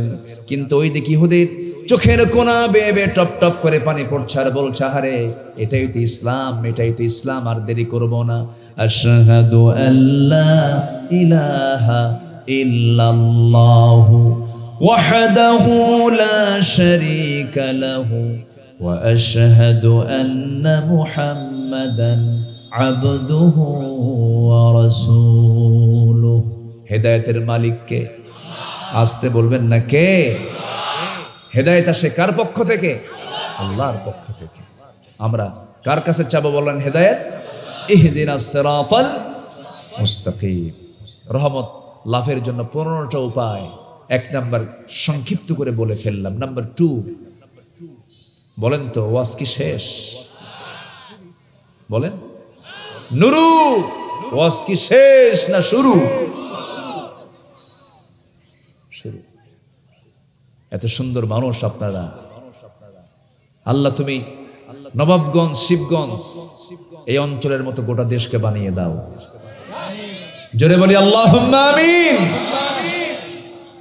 আপনারা একটা মডেল, গোটা দেশবাসীর জন্য আপনারা একটা মডেল। এখানে একটা গণভিত্তি আছে ইসলামী আন্দোলনের। নুরুল ইসলাম বুলবুল চেনেন তো নাকি? মানুষ ছোট, ঝাল বেশি। এত বড় বড় মরিচ, 3 কেজিতেও যে ঝাল, আর যে মরিচটা উল্টা, কিছু আছে না উল্টা মরিচ, একটাতেই ব্রেন পর্যন্ত বোঝে যে খাইছি একটা জিনিস। আমার বুলবুল ভাই অত্যন্ত বিচক্ষণ একজন মানুষ। আল্লাহ তুমি তার সকল কার্যক্রমকে তুমি আল্লাহ কবুল করে নাও। জোরে বলি আল্লাহুম্মা আমিন। যেটা অরিজিনকে অরিজিন বলবো আমরা, যেটা ভেজাল সেটাকে ভেজাল বলবো আমরা। আমরা ভালোকে ভালো বলতে শিখি, খারাপকে খারাপ বলতে শিখি, তাহলে আমরা আল্লাহওয়ালা হয়ে যাব। সম্মানিত ভাইয়েরা, রাগ করলেন নাকি? আবার নাম বললেন কেন?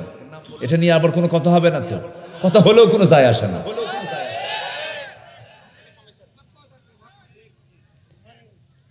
সম্মানিত ভাইয়েরা,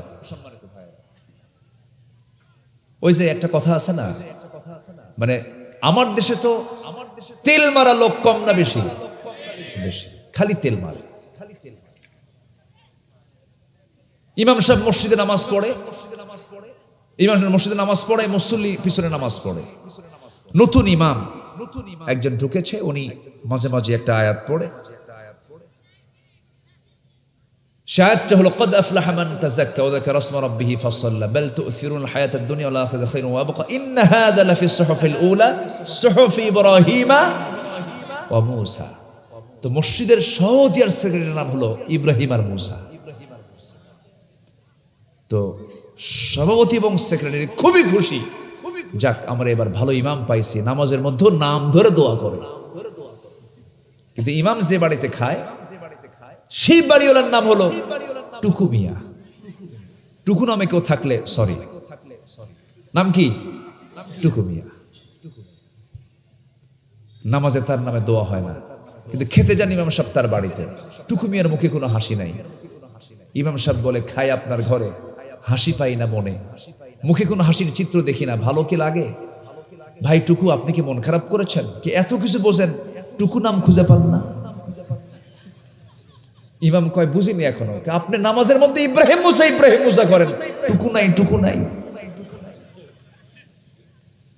নামাজে দাঁড়াইছে, বাল তুসিরুনাল হায়াতাদ দুনিয়া ওয়াল আখিরাতু খায়রুন ওয়া আবকা ইন্না হাযা লাফিস সুহুফিল উলা সুহুফি ইব্রাহিম ওয়া মূসা ওয়া টুকু। যখন বলছে টুকু, তখন মুসল্লি নামাজ শেষে ধরে ফেলছে, হুজুর পাইছেন কোথায়? ইমাম কয়, খাওয়া বন্ধ করব? আমরা আজে বাজে লোকের কোনো প্রশংসা করি না। আমরা যা বলি জেনে শুনে জাস্টিফাই করার পরে কথা বলি। আমরা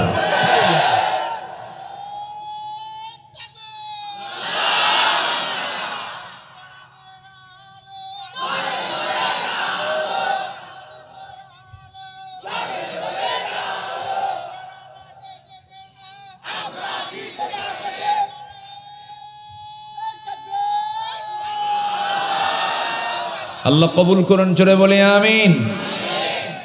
আমরা ধৈর্যশীল হব। নাম্বার 2, ধৈর্য ধারণ করব। আমরা বিয়া আগে না ধৈর্য আগে? বিয়া আগে না ধৈর্য আগে? আমারে ফোন দিছে এক মহিলা, ফোন দিয়ে বলে, হুজুর আমার স্বামী সকালেও তালাক দেয়, বিকেলেও তালাক দেয়, আমি কি আসি না নাই? বুঝলেন? এরকম বদমেজাজি, মেজাজের ভারসাম্যহীন কিছু অসুস্থ মানুষ আছে না নাই? কিছু হইলে তালাক মারে, কিছু কথা হইলে তালাক শব্দ তোলে। উচিত কি জানেন? যারা তালাক বেশি মুখে আনে, বাঁশের ডাল কেলাকে কি বলে? কঞ্চি। এই কাঁচা কঞ্চি কয়েকটা বানায় একসাথে জোড়া দিয়া একটু পিছনে দেওয়া দরকার। বদমাইশ এগুলো, এই দুষ্টমিগুলো করে। তালাক দিয়া এমন তালাক দেয়, হুজুর 3 তালাক তো দেয় নাই, সেঞ্চুরি মারছি। এরপর হুজুর শাশুড়ি শুদ্ধ তালাক দিছে। এখন কি উপায়? হুজুর 2টা মেয়ে আছে, আমি কান্দি, আমি তো ওরে ছাড়া বাঁচবো না। হুজুর ভুল হয়ে গেছে, রাগের মাথায় দিছে। হুজুর একটা কিছু করে দেন। শরীয়ত তো হুজুর করে দিবে নাকি? অসংখ্য পরিবার স্বামী স্ত্রীর পরিচয় লালন করছে, কিন্তু জেনা হচ্ছে।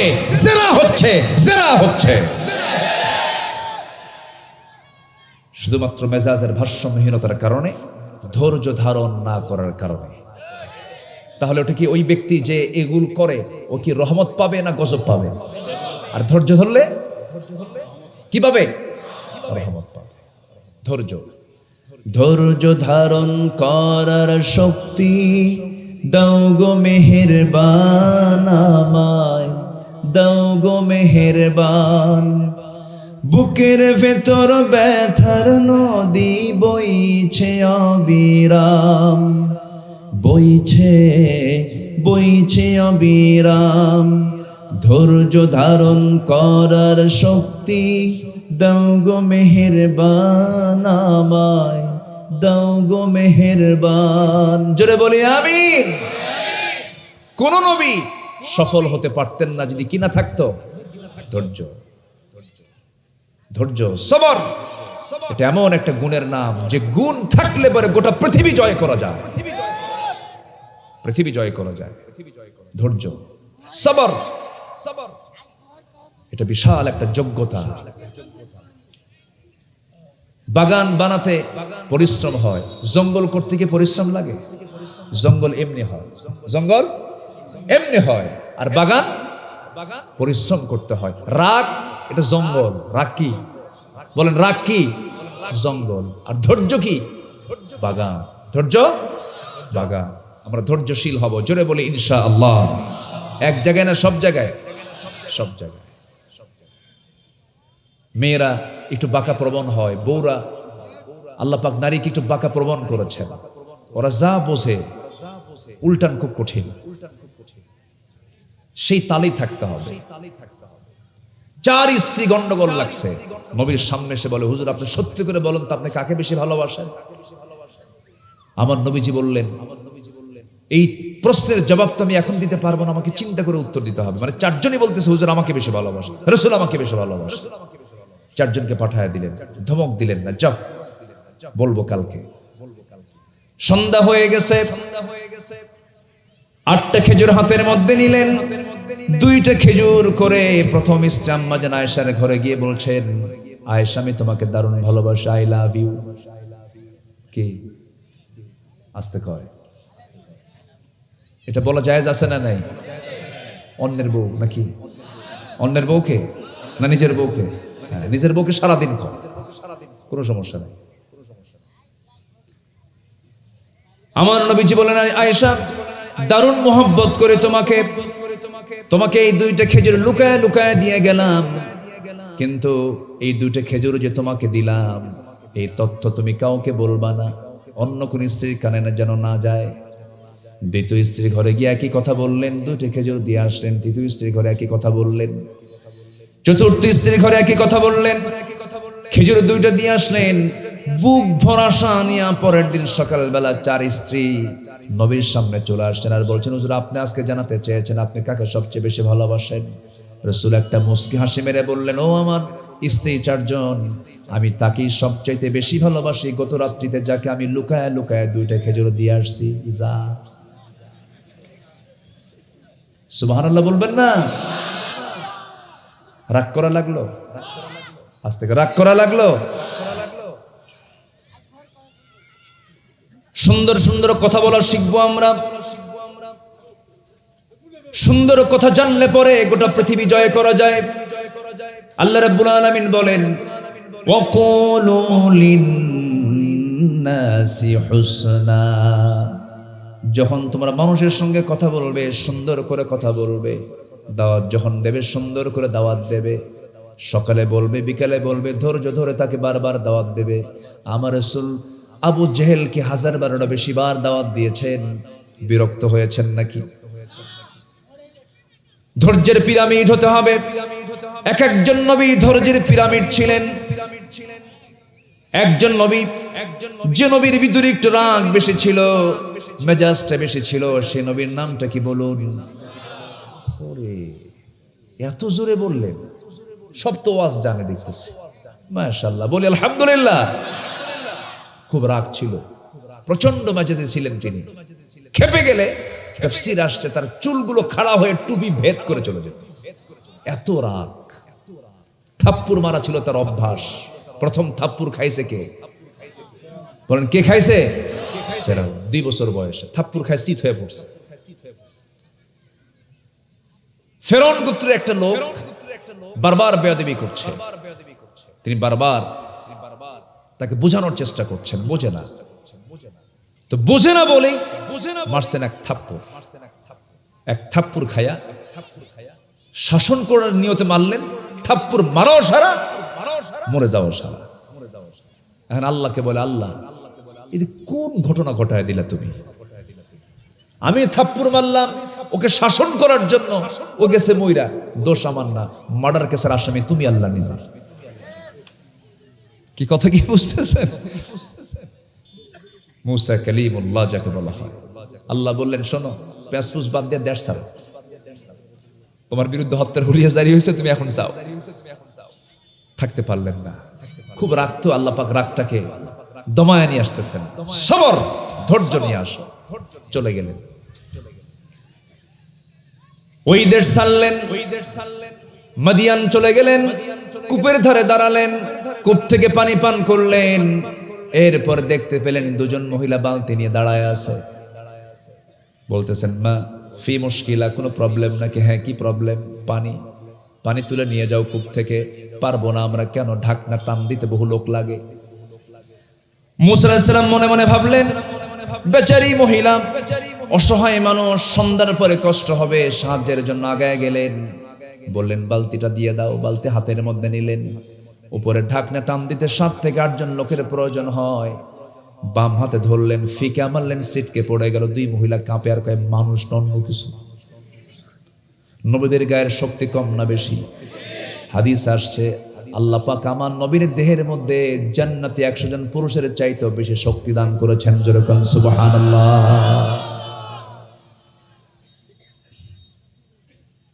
বালতি ভরায় পানি দিয়ে বললেন, যাও, চলে যাও। নিয়ে চলে গেছে বাড়িতে। বুড়ো বাপ বলছে, আমার কলিজার টুকরা সন্তান আজকে এত তাড়াতাড়ি আসলে কেমনে? বলছে, আব্বা, কোপের ধারে একজন যুবককে দেখলাম, কফিজুন আজিজ, খুব শক্তিশালী যুবক। ঢাকনা হাত দিল আর সিটকে পড়ে গেল। বুড়া বাপ বলছে, কলিজার টুকরা মেয়ে, আমার বড় মেয়ে, তুমি আগামীকালকে যাবে, ওই যুবককে আমার পক্ষ থেকে সালাম দেবে এবং আমাকে আমার ব্যাপারে এই কথা জানিয়ে দিবে, সে যেন আমার কথা যেন না ফেলে দেয়।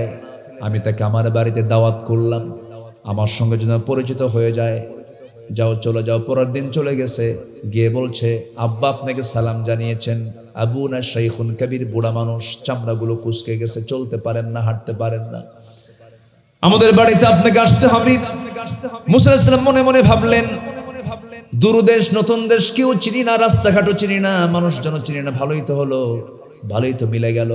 কিন্তু বলছে, ও মহিলা, আমি যাবো কেমনে, বাড়িতে চিনি না। মহিলা বলছে, টেনশন করার দরকার না, আমি সামনে সামনে চলবো, আপনি আমাকে ফলো করে পিছে পিছে আসবেন।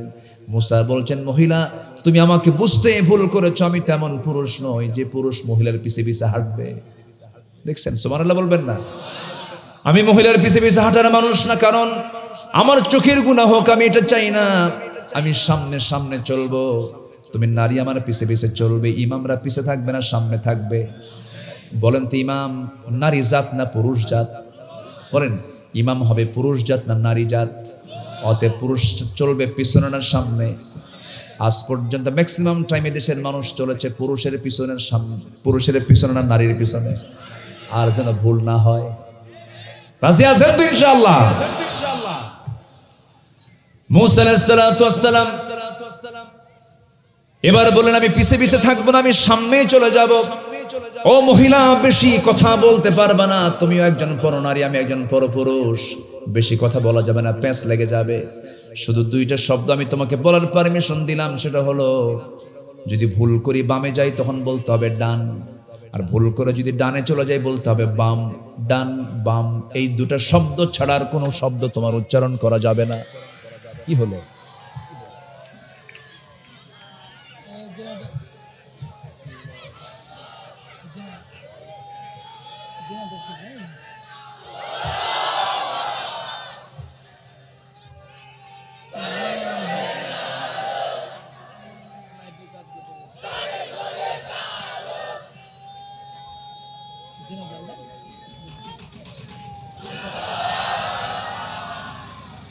এত কাছে মেশিন এত কাছে কেন?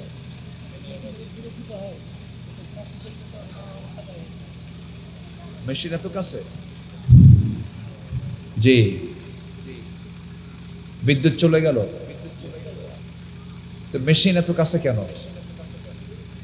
হ্যাঁ, মেশিন অস করবেন, আমি অস করবো। আরে এত, এদের মাইক ভালো, মাইক মাশাআল্লাহ অনেক, লেমন না, লেমন সাউন্ড খুব ভালো, খুব সুন্দর আওয়াজ, মোটামুটি ভালো। এখন সাউন্ড এটা শুনবেন না মেশিন এটা শুনবেন? এটা কি করলো? এটা এই এতটুকু সেন্স নাই তাদের মধ্যে? এত কাছাকাছি 2টো শব্দ একসঙ্গে হয়? তাড়াতাড়ি একটু ফোন দেন, দেখেন তো বিদ্যুৎ আসে কিনা, একটু চেষ্টা করুন। আমি খুবই খুশি যে একজন ভাইও আর নতুন করে কেউ ওঠেন নাই, বলি আলহামদুলিল্লাহ। ঘড়ি কাটায় কাটায় এখন 12টা 1 বাজে। আমি কি আলোচনা চালায় যাব? কারো কোনো সমস্যা নাই তো? শুধু দোয়া করেন তাড়াতাড়ি যেন বিদ্যুৎ আসে, ওই আযাব যেন যায়। বড় আযাব তো এটা, তো কথা বলার কোনো পরিবেশ নাই। সম্মানিত ভাইয়েরা, আমার দিকে তাকান। তাহলে প্রত্যেক পয়গম্বররা ছিলেন সুন্দর চরিত্রের আধার। আল্লাহু আকবার বলেন। মহিলা মনে মনে কয়, গতকালকে দেখলাম এত শক্তি, একাই ঢাকনা সরায়া দিয়া কূপ থেকে পানি তুলে দিল। আজকে দেখি চরিত্র ভালো, ছায়া থাকে না, সুন্দর আচরণ, সুন্দর চরিত্র। ভালো মেয়ে যারা, তাদের এই দুটেই পছন্দ, শক্তিশালী যুবক আর চরিত্রবান যুবক, ঠিক কি না? কিন্তু আজকের মেয়েদেরকে সেই রুচি আছে? আজকের মেয়েরা পছন্দ করে কি জানেন? মাথায় ভাল্লুকের মতো চুল, আর দুই হাঁটুতে ফাটা প্যান্ট, আছে না নাই? আর থাকবে হাতে কি ব্রেসলেট, গলায় থাকবে মালা, কোমরে বেল্টের তালা, গাঁজা খায়া সিট হয়ে থাকবে। খুব ভালো ছেলে, খুব স্মার্ট। এরকম রুচিহীনা কিছু নারী আছে না নাই? না। মুসা ইসলাম পৌঁছে গেছেন বাড়িতে। বৃদ্ধ লোকটার সাথে দেখা হলো, সালাম বিনিময় হয়ে গেল, করমর্দন হলো, মুআনাকা হয়ে গেল। এবার বৃদ্ধ লোকটা বলছেন, যুবক তোমার নাম তো মুসা। তিনি এখন থমকে দাঁড়ালেন, এত দূর কষ্ট করে আসলাম, আমার নামটা জানলো কেমনে? এবার বৃদ্ধ লোকটা বলছেন, কি চিন্তা করো মুসা, আপনি আমার চিনলেন কেমনে? শুধু নাম জানে না, কামও জানে কি? থাপ্পড় মারছো, মানুষ মরে গেছে, এরপরে আসছো। এই কথা শোনার সঙ্গে সঙ্গে আরো জড়সড় হয়ে গেলেন, না জানি আমি আটকা পড়ে গেলাম। এবার বৃদ্ধ লোকটা বলছেন, ও মুসা, তুমি যার সামনে দাঁড়িয়ে দাঁড়িয়ে কথা বলো, যদিও তুমি সিম্পল বুড়োর কাফেরের বুড়া মনে করতেছ, আমি সেই বুড়া নই। আমি হলাম এই মাদিয়ানবাসীর জন্য মহান রব্বুল আলামিন যাকে পয়গম্বর করে পাঠিয়েছেন। আমি হলাম আল্লাহর নবী শুআয়ব আলাইহিস সালাতু ওয়াস সালাম। ওয়া ইলা মাদিয়ানা আখাহুম শুআইবা। জোরে বলুন আল্লাহু আকবার। আমি হলাম আল্লাহর নবী শুআয়ব। খুব খুশি হয়ে গেলেন। এবার বলছেন, ও মুসা, আমি তোমার সাথে আমার দুইটা মেয়ের যে কোনো একটা মেয়েকে বিয়ে দেব। দারুণ খুশি হয়ে গেলেন। বিয়ে কি করবা নাকি এখনই? কি এখনই বিয়ে করব? না, এখন বিয়ে করা যাবে কেন? তোমার রেকর্ড ভালো না, থাপ্পড় মারলে মানুষ মরে। খুব রাগ তোমার ভিতরে, রাগ তোমার কমতে হবে। অতএব তুমি কি করবে? এই আমার বাড়ির ছাগলগুলো আছে, এই ছাগলগুলো তোমাকে 8 বছর চালাতে হবে। 10 বছর করলে আরো ভালো হয়। 8 বছর অনার্স কোর্স, আর 10 বছর হলে পরে মাস্টার্স কোর্স হয়ে যাবে। ছাগলগুলো চড়াতে হবে তোমার। পৃথিবীতে যত প্রাণী আছে, সবচেয়ে শান্ত ভদ্র স্বভাবের প্রাণীর নাম হলো ছাগল। ছাগল সবচেয়ে শান্ত না? ছাগল এমন বেসুদ একটা প্রাণী, এত বেকা তেড়া। একবার যদি ছাগল সামনের দুটো পা দিয়ে যদি একবার মাটিতে ব্রেক মারে, দড়ি ছিঁড়ে সলির মধ্যে দৌড় মারবে, কিন্তু ছাগল নড়বে না। সেই ছাগল পালার দায়িত্ব দেওয়া হলো এই আল্লাহর পয়গম্বর মুসাকে। মোট 8-10 বছর, 10 বছর ছাগল পালন শেষ করে শেষ দিন যেদিন তিনি ছাগলগুলো নিয়ে মাঠ থেকে নিয়ে চলে যাচ্ছেন, ছাগল পালকে নিয়ে যাচ্ছেন, একটা ছাগল সেই জায়গা থেকে একাকি পাল থেকে মারল দৌড়। যখন দৌড় মেরেছে, দৌড় মারার সঙ্গে সঙ্গেই আল্লাহর পয়গম্বর মুসা দৌড় মেরেছেন, পিছে পিছে চলে গেলেন, ছাগলটাকে ধরে ফেললেন। এক পর্যায়ে গিয়ে ঘেমে গেলেন তিনি, ছাগলটাও ঘেমে গেছে। ছাগলটা থরথর করে কাঁপতেছে, চোখে মুখে ভয়ের ছাপ। এমন রাগ উঠে গেছে, আল্লাহর নবী দুই হাতের মধ্যে ধরে খাড়া করেছেন, এক আছাড়ি তাকে মেরে ফেলবেন। কিন্তু লক্ষ্য করে দেখেন, লোমকূপ থেকে ঘামগুলো ঝরে ঝরে পড়তেছে, ছাগলটা কাঁপতেছে, গোটা শরীরে কাঁপে।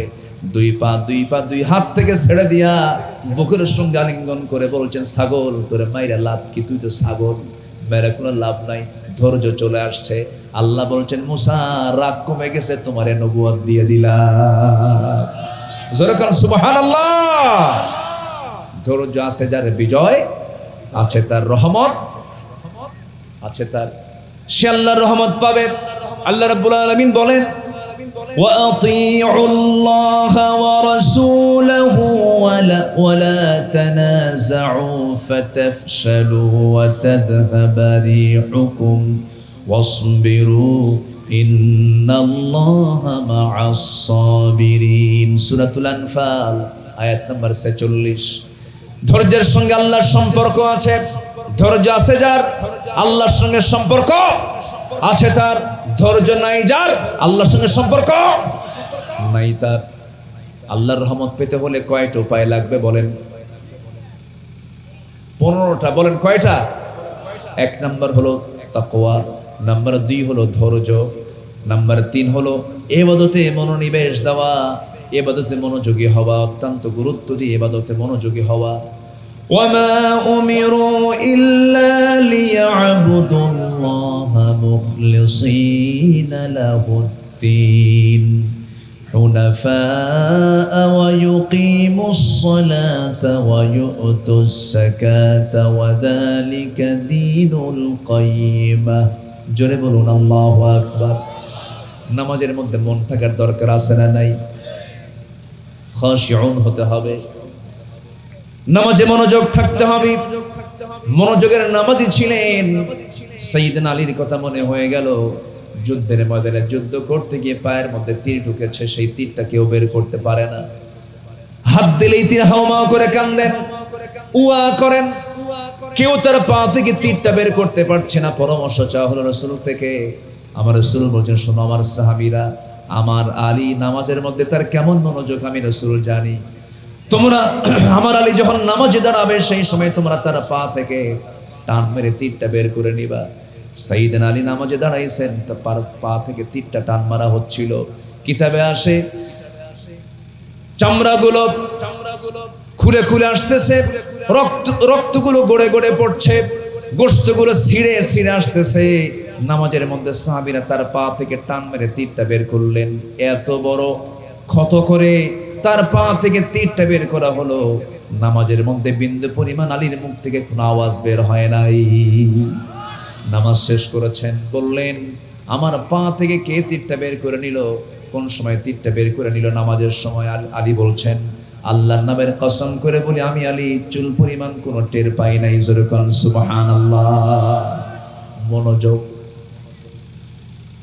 মনোনিবেশ দেওয়া ইখলাস নিয়ে আসা ভিতরে যা করব আমি কার জন্য বলেন আসতে বলবেন না কার জন্য করব আল্লাহর জন্য করব নাম্বার 4 হলো আল্লাহর সন্তুষ্টির জন্য দান যারা করবে আল্লাহ তাদেরকে রহমতে ধন্য করবেন মাযাল্লাযী ইউকরিদুল্লাহু কারদান হাসানান ফায়ুদাঈফুহু লাহু আদআফান কাসীরা ওয়াল্লাহু ইয়াকবিদু ওয়া ইয়াবসুত ওয়া ইলাইহি তুরজাউন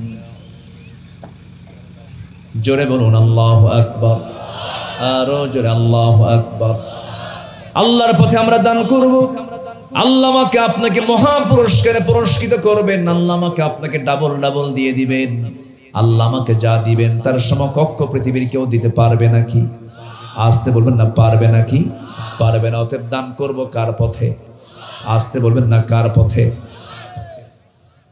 মেশিন বন্ধ হয়েছে বলি আলহামদুলিল্লাহ বেশি জোরে বলার দরকার নেই আবার বিদ্যুৎ চলেও যেতে পারে আস্তে আস্তে কই আমার দেশে তো এগুলো কোন দিন ঠিক হবে আল্লাহই জানে ভাবছিলাম নবীর নামে নাম ইউনূস সরকার অন্তর্বর্তীকালীন সরকার আসছিলেন ভালো কথা শিক্ষক নিয়োগ হবে মাঝখানে কোরআনের শিক্ষক না দিয়ে ৬০,০০০ গানের শিক্ষক ঢুকায় দিচ্ছে এলে দুঃখজনক ঘাপটি মারা নাস্তিক এখনো আমার দেশের রন্ধ্রে রন্ধ্রে আছে না নাই আছে না নাই প্রতিটি নাস্তিকের সঠিক বিচার হওয়ার দরকার আছে না নাই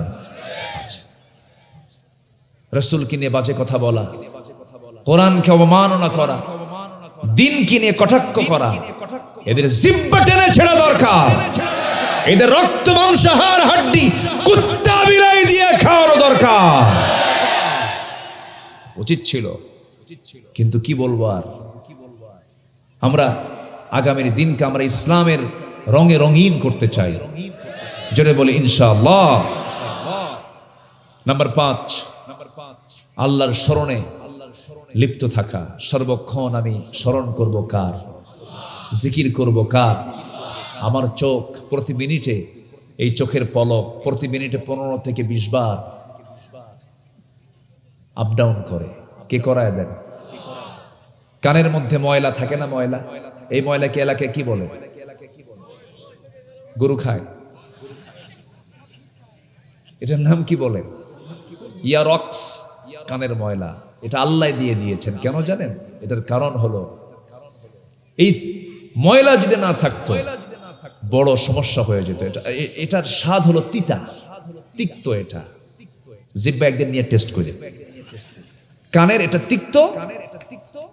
বান্দা যখন রাতে ঘুমায়া পড়ে, হঠাৎ করে যদি কোনো কীট পতঙ্গ, পোকামাকড় অথবা কোনো পিঁপড়া যদি ঢুকে পড়ে, হঠাৎ করে লাইন হতে পারে, তো ঢুকতেই পারে, ঢুকে আর কাম করতে পারে না, তিতা তো চলে আসে। আর যদি আমাদের কানের ভিতরের ময়লাগুলো আল্লাহ পাক মিষ্টি করে দিতেন, যত পিঁপড়া সব কারখানে, ঘুম শেষ। এই কান সাফ করতে করতে রাত শেষ। আল্লাহ পাক কানকে সিকিউর করেছেন, সেখানে কিছু ওয়াইন্টমেন্ট দিয়েছেন। গেল চোখ আল্লাহ পাক শুকনায় রেখেছেন না জোয়ারে রেখেছেন? বলেন, শুকনায় না জোয়ারে? জোয়ারে রেখেছেন। কিসের জোয়ার? কি পানির জোয়ার? মিঠা পানি না লোনা পানি? পান করি কি? পান কি লোনা করি না মিঠা করি? পান করি মিঠা, আর চোখের পানি হয়ে যায় কি এমনি এমনি হয় নাকি? এমনি এমনি হয়? কে করে দেন? আল্লাহ করে দেন। আল্লাহকে তাও চেনার চেষ্টা করি না। চোখ আল্লাহ ঠিক রাখেন, চোখ দিয়া আল্লাহ যে যা দেখতে বলেন তা না দেখে অন্যের বউ চাই দেখি, অন্যের বউর দিকে চাই দেখি। কেন? কেন? আল্লাহ পাক আমাকে যা দেখতে বলেছেন আমি তাই দেখব, এর বাহিরে অন্য কিছু দেখতে যাব না। সম্মানিত ভাইয়েরা, সম্মানিত বন্ধুগণ, এই চোখ আল্লাহ তাআলা কি সুন্দর করে বানিয়েছেন। সুবহানাল্লাহ বলা যাবে না ভাই? আল্লাহ রাব্বুল আলামিন বলেন, আলাম নাজআল লাহু আইনাইনি ওয়া লিসানান ওয়া শাফাতাইনি ওয়া হাদাইনাহু নাজদাইন। টানা টানা চক্ষু দিলাম। এই পলক প্রতি মিনিটে গড়ে 15 থেকে 20 বার আপ ডাউন করে ফেলে। প্রতিটা বার পড়ার সময় অস্ত্র থেকে লিকুইড ছড়িয়ে দেয় পুরো চোখে। এর ফলে চোখ থাকে আর্দ্র, ধুলাবালি, ক্ষতিকর জীবাণু থেকে মুক্ত। পলক হলো চোখের প্রাকৃতিক ওয়াইফার, যা ঘুমের মধ্যেও চোখের সুরক্ষা নিশ্চিত করে। প্রতিদিন আমাদের চোখে গড়ে 1 মিলিলিটার অস্ত্র তৈরি হয়, যা স্বচ্ছ অথচ অত্যন্ত কার্যকর এক তরল পদার্থ। এই অস্ত্রের মধ্যে থাকে লাইসোজাইম নামের এক প্রাকৃতিক অ্যান্টিবায়োটিক, যা চোখকে ব্যাকটেরিয়ার আক্রমণ থেকে রক্ষা করে। হৃদয়ে যখন বেদনা থাকে, যখন পানি চলে আসে, মানুষ কান্দে। কার ভয়ে? আল্লাহর ভয়েও কান্দে। এই যে চোখ থেকে অস্ত্র গড়ে গালের উপরও দিয়ে চলে আসে, এই অস্ত্র আবার চোখের বাইরের অংশ পুষ্টি এবং অক্সিজেন সরবরাহ করে। কারণ চোখের কর্নিয়াতে রক্তনালী থাকে না, তাই চোখের জল চোখকে রক্ষা করে শুকিয়ে যাওয়া, ক্ষয়, ব্যাকটেরিয়াল সংক্রমণ থেকে। জোরে বলি আল্লাহু আকবার, আরো জোরে বলি আল্লাহু আকবার। আমাদের দুই চোখে প্রায় 27 কোটি 40 লক্ষ ফটো রিসেপ্টর নামক নিয়োজিত শ্রমিক আল্লাহর হুকুমে 24 ঘন্টা কাজ করছে। সুবহানাল্লাহ বলা যাবে না? এই চোখটা কে সার্ভিস দিচ্ছেন? কে সার্ভিস দিচ্ছেন বলেন? আল্লাহ। ওই যে মার পেট থেকে চোখ নিয়ে এসেছে, ওই যে চোখের অয়েন্টমেন্ট দিয়ে রেখেছেন, মলম দিয়ে রেখেছেন, মৃত্যুর দিন পর্যন্ত 24 ঘন্টা আল্লাহ পাক এই চোখের জন্য মলম দিয়ে রেখেছেন। জোরে বলেন সুবহানাল্লাহ। সকালবেলা তার প্রমাণ, সকালবেলা দুই চোখের কোনায় কি অংশ থাকে? কালার কি? কালার কি? কালার কি? সাদা। এটা হচ্ছে অয়েন্টমেন্ট, মলম। আল্লাহু আকবার। জিহ্বা দিয়েছেন, ওয়ালিসানা ওয়া শাফাতাইন। জিহ্বা দিয়েছেন, তাতে রেখেছেন লালা। লালার কোনো স্বাদ নাই, লালার কোনো স্বাদ নাই, স্বাদহীন করেছেন। যদি স্বাদ থাকতো তাহলে কোনো খাবারের স্বাদ থাকতো না। লালার কোনো স্বাদ নাই। মানুষ যখন ঘুমিয়ে পড়ে সেই সময় বুঝি জিহ্বা শুকনা হয়ে যায় নাকি? জিহ্বারও ভেজা হয়। এত লালা, সব লালাগুলো বালিশ দিয়ে ভিজা শেষ। কি ঠিক কিনা বলে? আল্লাহ কি রহমান, কি রহিম, আল্লাহ আমাকে দেখেন, দয়া করেন, প্রত্যেকটা সেকেন্ড আমাকে ভাবেন, আমাকে নিয়ে চিন্তা করেন। অতএব ফাযকুরুনি আযকুরকুম ওয়াশকুরুলি ওয়ালা তাকফুরুন। তাহলে স্মরণ করলে পরে রহমত দিবেন কে বলেন? আল্লাহ রহমত দিবেন। নাম্বার 6 হলো তওবা করা, ক্ষমা প্রার্থনা করা। তুবু ইলাল্লাহি আইয়ুহাল মুমিনুনা লাআল্লাকুম তুরহামুন। তুবু ইলাল্লাহি তাওবাতান নাসুহা। জোরে বলুন আল্লাহু আকবার। আল্লাহর কাছে আমরা তওবা করব, সময় কম, পয়েন্টগুলো আক্ষরিকভাবে একটু বলে দিচ্ছি। এই আলোচনা শেষ করতে বহু সময়ের প্রয়োজন, 2 দিন 3 দিন হলে ভালো হয়, সময় তো নাই। নাম্বার 7 হলো জীবনের সকল জায়গায় ভরসা করব কার উপরে? আস্তে কোন, আরো জোরে, কার উপরে? ছেলের সন্তান হলেও আলহামদুলিল্লাহ, মেয়ের সন্তান হলে পরে অনেকে হাসেও না, কান্দেও না, মুখের সাইজ এমন হয় মনে হয় ওটা মানুষ না কি, ওটা এরকম আসলে নাই, বলেন তো? মেয়ের সন্তান হলে পরে যদি বলা হয় কি খবর তোমার, বউ তো বাপের বাড়ি গেছে, বাচ্চা কাচ্চা হয়েছে, কি সন্তান হয়েছে, কি বুঝতেছেন কি? আর যদি হয় ছেলে, কি হয়েছে? ছেলে ভাবসাব, এখনই 10 লাখ টাকা চাই বসে আছে না। আল্লাহ তাআলার ঘরে, আল্লাহ তাআলা তার রাসূলের ঘরে দিয়েছেন ছেলে না মেয়ে? বলেন, নবীর ঘরে ছেলে দিয়ে ভরা না মেয়ে দিয়ে ভরা? একটা না 4টা? 4টা মেয়ে। রুকাইয়া, যায়েনব, কুলসুম, ফাতেমা রাদিয়াল্লাহু আনহুন্না, এই 4 জনই আমার নবীর মেয়ে ছিল। রাসূল খুব পছন্দ করতেন, মুহাব্বত করতেন, খুব ভালোবাসতেন মেয়েদেরকে। রাসূল বাজার করতে বলতেন আগে মেয়েদের জন্য বাজার কর। আল্লাহ বলেছেন লিযযাকিরি মিসলা হাযিল উনসাইন, আগে মেয়েদের অংশ বুঝায়া দাও। কিন্তু আমার দেশের ছেলেরা, ভাইরা বোনকে আগে দেয় না, আগে 1 যুগ খায় ধানের আবাদ, আগে 1 যুগ খায়, খাওয়ার পর ধান্দায় থাকে জমিটা কেমনে নেওয়া যায়। হজ থেকে আসে 2 ভরি স্বর্ণের চেন নিয়ে এসে বলে দেখি তো পাম দিয়া, সোনা দিয়া 2 ভরি দিয়ে দেখি তো 2 বিঘা পাই নাকি। কথা বোঝেন না? ধান্দায় থাকে। পাশে বসায় দিয়া বলে শোনো, এই যে সমসাম খাওয়াচ্ছি শিবগঞ্জের, সমসাম আছে না এদিকে? হ্যাঁ, আদি জমজম, হ্যাঁ, খাওয়ায় দিয়া পামপট্টি দিয়া বলে বোন একটা কথা বলে রাগ করবো না, না অংশ নিলে কিন্তু ধ্বংস হয়। দেখছেন কত বড় বাটপার এ, আছে না নাই? অংশ নিলে কি হয়? ধ্বংস হয়। এগুলো হচ্ছে শয়তানের, ইবলিসের পাঠশালা। ওখান থেকে এগুলো মানে ধ্যান ধারণাগুলো আসে। অন্যের সম্পদ নিয়ে আপনি কখনো রহমত প্রাপ্ত হতে পারবেন না, কখনো। হারাম দিয়ে আপনি কখনো রহমতের প্রত্যাশা করতে পারবেন না।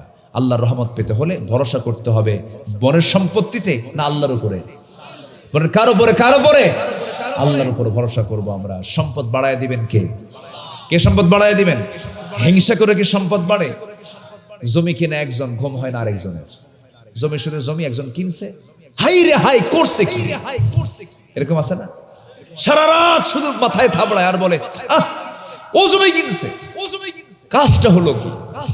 এই যে ওর ভিতরে যে অস্থির চিত্ততা কাজ করছে, এটা কি ভালো লক্ষণ? বলেন ভালো লক্ষণ? এটা কি উদারতা না হিংসা? হিংসা। ইমানের জায়গায় হিংসার কোনো স্থান নাই। ইমানের জায়গায় হিংসা স্থান পেতে পারে না। আমরা চিত্তকে প্রশস্ত করব, হৃদয়কে আমরা প্রশস্ত করব আকাশের মতো। মাফ করতে শিখবো, আল্লাহ আমাকে মাফ করে দিবেন। আলহামদুলিল্লাহ বলেন। এই 16 বছরে যারা শাসন করেছিল তাদের মধ্যে কি ক্ষমার নীতি ছিল না প্রতিশোধের নীতি ছিল? ক্ষমা না প্রতিশোধ? প্রতিশোধ। ওরা প্রতিশোধ নিয়ে ছাড়ছে, অনেক ভাইকে শহীদ করেছে, তারা পরাজিত হননি। তিলে তিলে জেলখানায় রেখে বিভিন্ন ভাবে টেকনিক করে, কৌশল করে তাদের কটু চক্রান্তের মধ্য দিয়ে শহীদ করা হয়েছে। তারা নাজাত পেয়েছেন, তারা প্রতিহিংসার শিকার হয়েছেন, তারা নিজের জীবনকে ধন্য করে ইসলামকে বিজয়ী করার জন্য হাসতে হাসতে ফাঁসির মঞ্চ পর্যন্ত চলে গেছেন। ঠিক না? তারা ঠিকই বিজয়ী হয়েছেন। কিন্তু আপনারা যারা হিংসা করলেন, প্রতিশোধ নিলেন, টিকতে পারলেন না, মামু বাড়ি যেতেই হলো। আসতে কোন কেন? মামু বাড়ি যেতেই হলো। দিল্লি আপনাকে বাঁচাবে না, আমেরিকা বাঁচাবে না, রাশা বাঁচাবে না, বিশ্বের কোনো পরাশক্তি আপনাকে বাঁচাবে না। বাঁচাবেন একমাত্র কেবলমাত্র শুধুমাত্র তিনি কে? আসতে বলবেন না, তিনি কে? আল্লাহ তাআলা। আল্লাহর উপরে ভরসা করব আমরা। فإذا عزمت فتوكل على الله إن الله يحب المتوكلين। জোরে বলুন আল্লাহু আকবার। যখন তোমরা কোনো জটিলতায় পড়ে যাবে, আমি আল্লাহ আমার উপরে ভরসা করবে, আমি আল্লাহ তোমাদেরকে সাহায্য করব। আমি মুতাওয়াক্কিলদেরকে খুব ভালোবাসি। নাম্বার 8 হলো পবিত্রতা অর্জন করা। পবিত্র হওয়া, নিজে সেই পবিত্রতা অর্জন করতে হবে, শুধু পোশাকের নয়, তাজকিয়াতুন নফসের দরকার। قد أفلح من تزكى قد أفلح من تزكى وذكر اسم ربه فصلى قد أفلح من زكاها وقد خاب من دساها। জোরে বলুন আল্লাহু আকবার। নাম্বার 9 হলো কৃতজ্ঞতা পোষণ করা, কৃতজ্ঞতা প্রকাশ করা। আমরা কৃতজ্ঞতা প্রকাশ করব এক নাম্বার কার? আসতে বলবেন না কার? وَإِذْ تَأَذَّنَ رَبُّكُمْ لَئِنْ شَكَرْتُمْ لَأَزِيدَنَّكُمْ وَلَئِنْ كَفَرْتُمْ إِنَّ عَذَابِي لَشَدِيدٌ। জোরে বলুন আল্লাহু আকবার। সূরা ইব্রাহিম আয়াত নাম্বার 7 আল্লাহ রাব্বুল আলামিন বলছেন, শুকরিয়া আদায় করবে, নিয়ামত বাড়ায় দেব, রহমত বাড়ায় দেব, রহমত দিয়ে আমি তোমাকে ধন্য করব। জোরে বলে সুবহানাল্লাহ। নাম্বার 10, আমরা কাঁদবো কার ভয়ে? রহমত পাবো কার? এই পৃথিবীতে কেউ কান্নার মূল্য দেয় না। স্বামীর সামনে বউ কাঁদবে, স্বামী বলবে মহিলা মানুষ কান্দেই যা, কি ঠিক আছে না? আবার স্ত্রীর সামনে স্বামী কাঁদবে, বউ বলবে তুমি কেমন পুরুষ কান্দো, পুরুষ মানুষ কি কান্না মানায় নাকি? পৃথিবীর কেউ কান্না আপনাকে মূল্য দেবে না, কিন্তু আমার চোখের পানির মূল্য দেবে আমার আল্লাহ তাআলা। যদি কোনো বান্দার চোখের পানি শুধুমাত্র আল্লাহর ভয়ে যদি এক ফোঁটা বের হতে পারে, 7 সমুদ্রের পানি দিয়া জাহান্নাম নিভবে না, কিন্তু বান্দার এক ফোঁটা চোখের পানি দিয়ে 7টা জাহান্নাম নিভে যাবে। জোরে কোন সুবহানাল্লাহ। আমার আল্লাহ রাব্বুল আলামিন বলেন, ইযা তুতলা আলাইহিম আয়াতুর রাহমানি খাররু সুজদান ওয়া বুকিয়া। জোরে বলুন আল্লাহু আকবার। আমরা কাঁদবো কার ভয়ে? আসতে বলবেন না কার ভয়ে? আল্লাহর ভয়ে। নাম্বার 11 হলো দরজা সালাতের মধ্য দিয়ে চাইলে পরে আল্লাহর সাহায্য আসবে, রহমত আসবে। ওয়াস্তাঈনু বিস-সাবরি ওয়াস-সালাহ ইন্নাল্লাহা মা'আস-সাবিরিন। নাম্বার 12 হলো নামাজের প্রতি যত্নশীল হওয়া, আল্লাহর সামনে বিনম্র চিত্তে দাঁড়িয়ে যাওয়া। নামাজের মধ্যে আল্লাহ রাব্বুল আলামিন বলেন, হাফিযু আলাস সালাওয়াতি ওয়াস সালাতুল বুসতা ওয়া কুমু লিল্লাহি কানিতিন। জোরে বলুন আল্লাহু আকবার।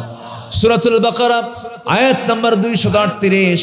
নাম্বার 13 হলো আল্লাহর সামনে দাঁড়ানোর ভয়ে চোখের পানি ফেলে ফেলে কান্দা, প্রবৃত্তিকে কামনা বাসনা থেকে নিজেকে নিবৃত রাখা। ওয়া আম্মা মান খাফা মাকামা রাব্বিহি ওয়া নাহান নাফসা আনিল হাওয়া। জোরে বলুন আল্লাহু আকবার। নাম্বার 14 হলো সৎকর্মশীল হওয়া। ওয়ালা তুফসিদু ফিল আরদি বা'দা ইসলাহিহা وادعوه خوفا وطمعا إن رحمة الله قريب من المحسنين। জোরে বলুন আল্লাহু আকবার। নাম্বার 15 হলো অনেক লম্বা লম্বা কথা ছিল। আনুগত্য কি?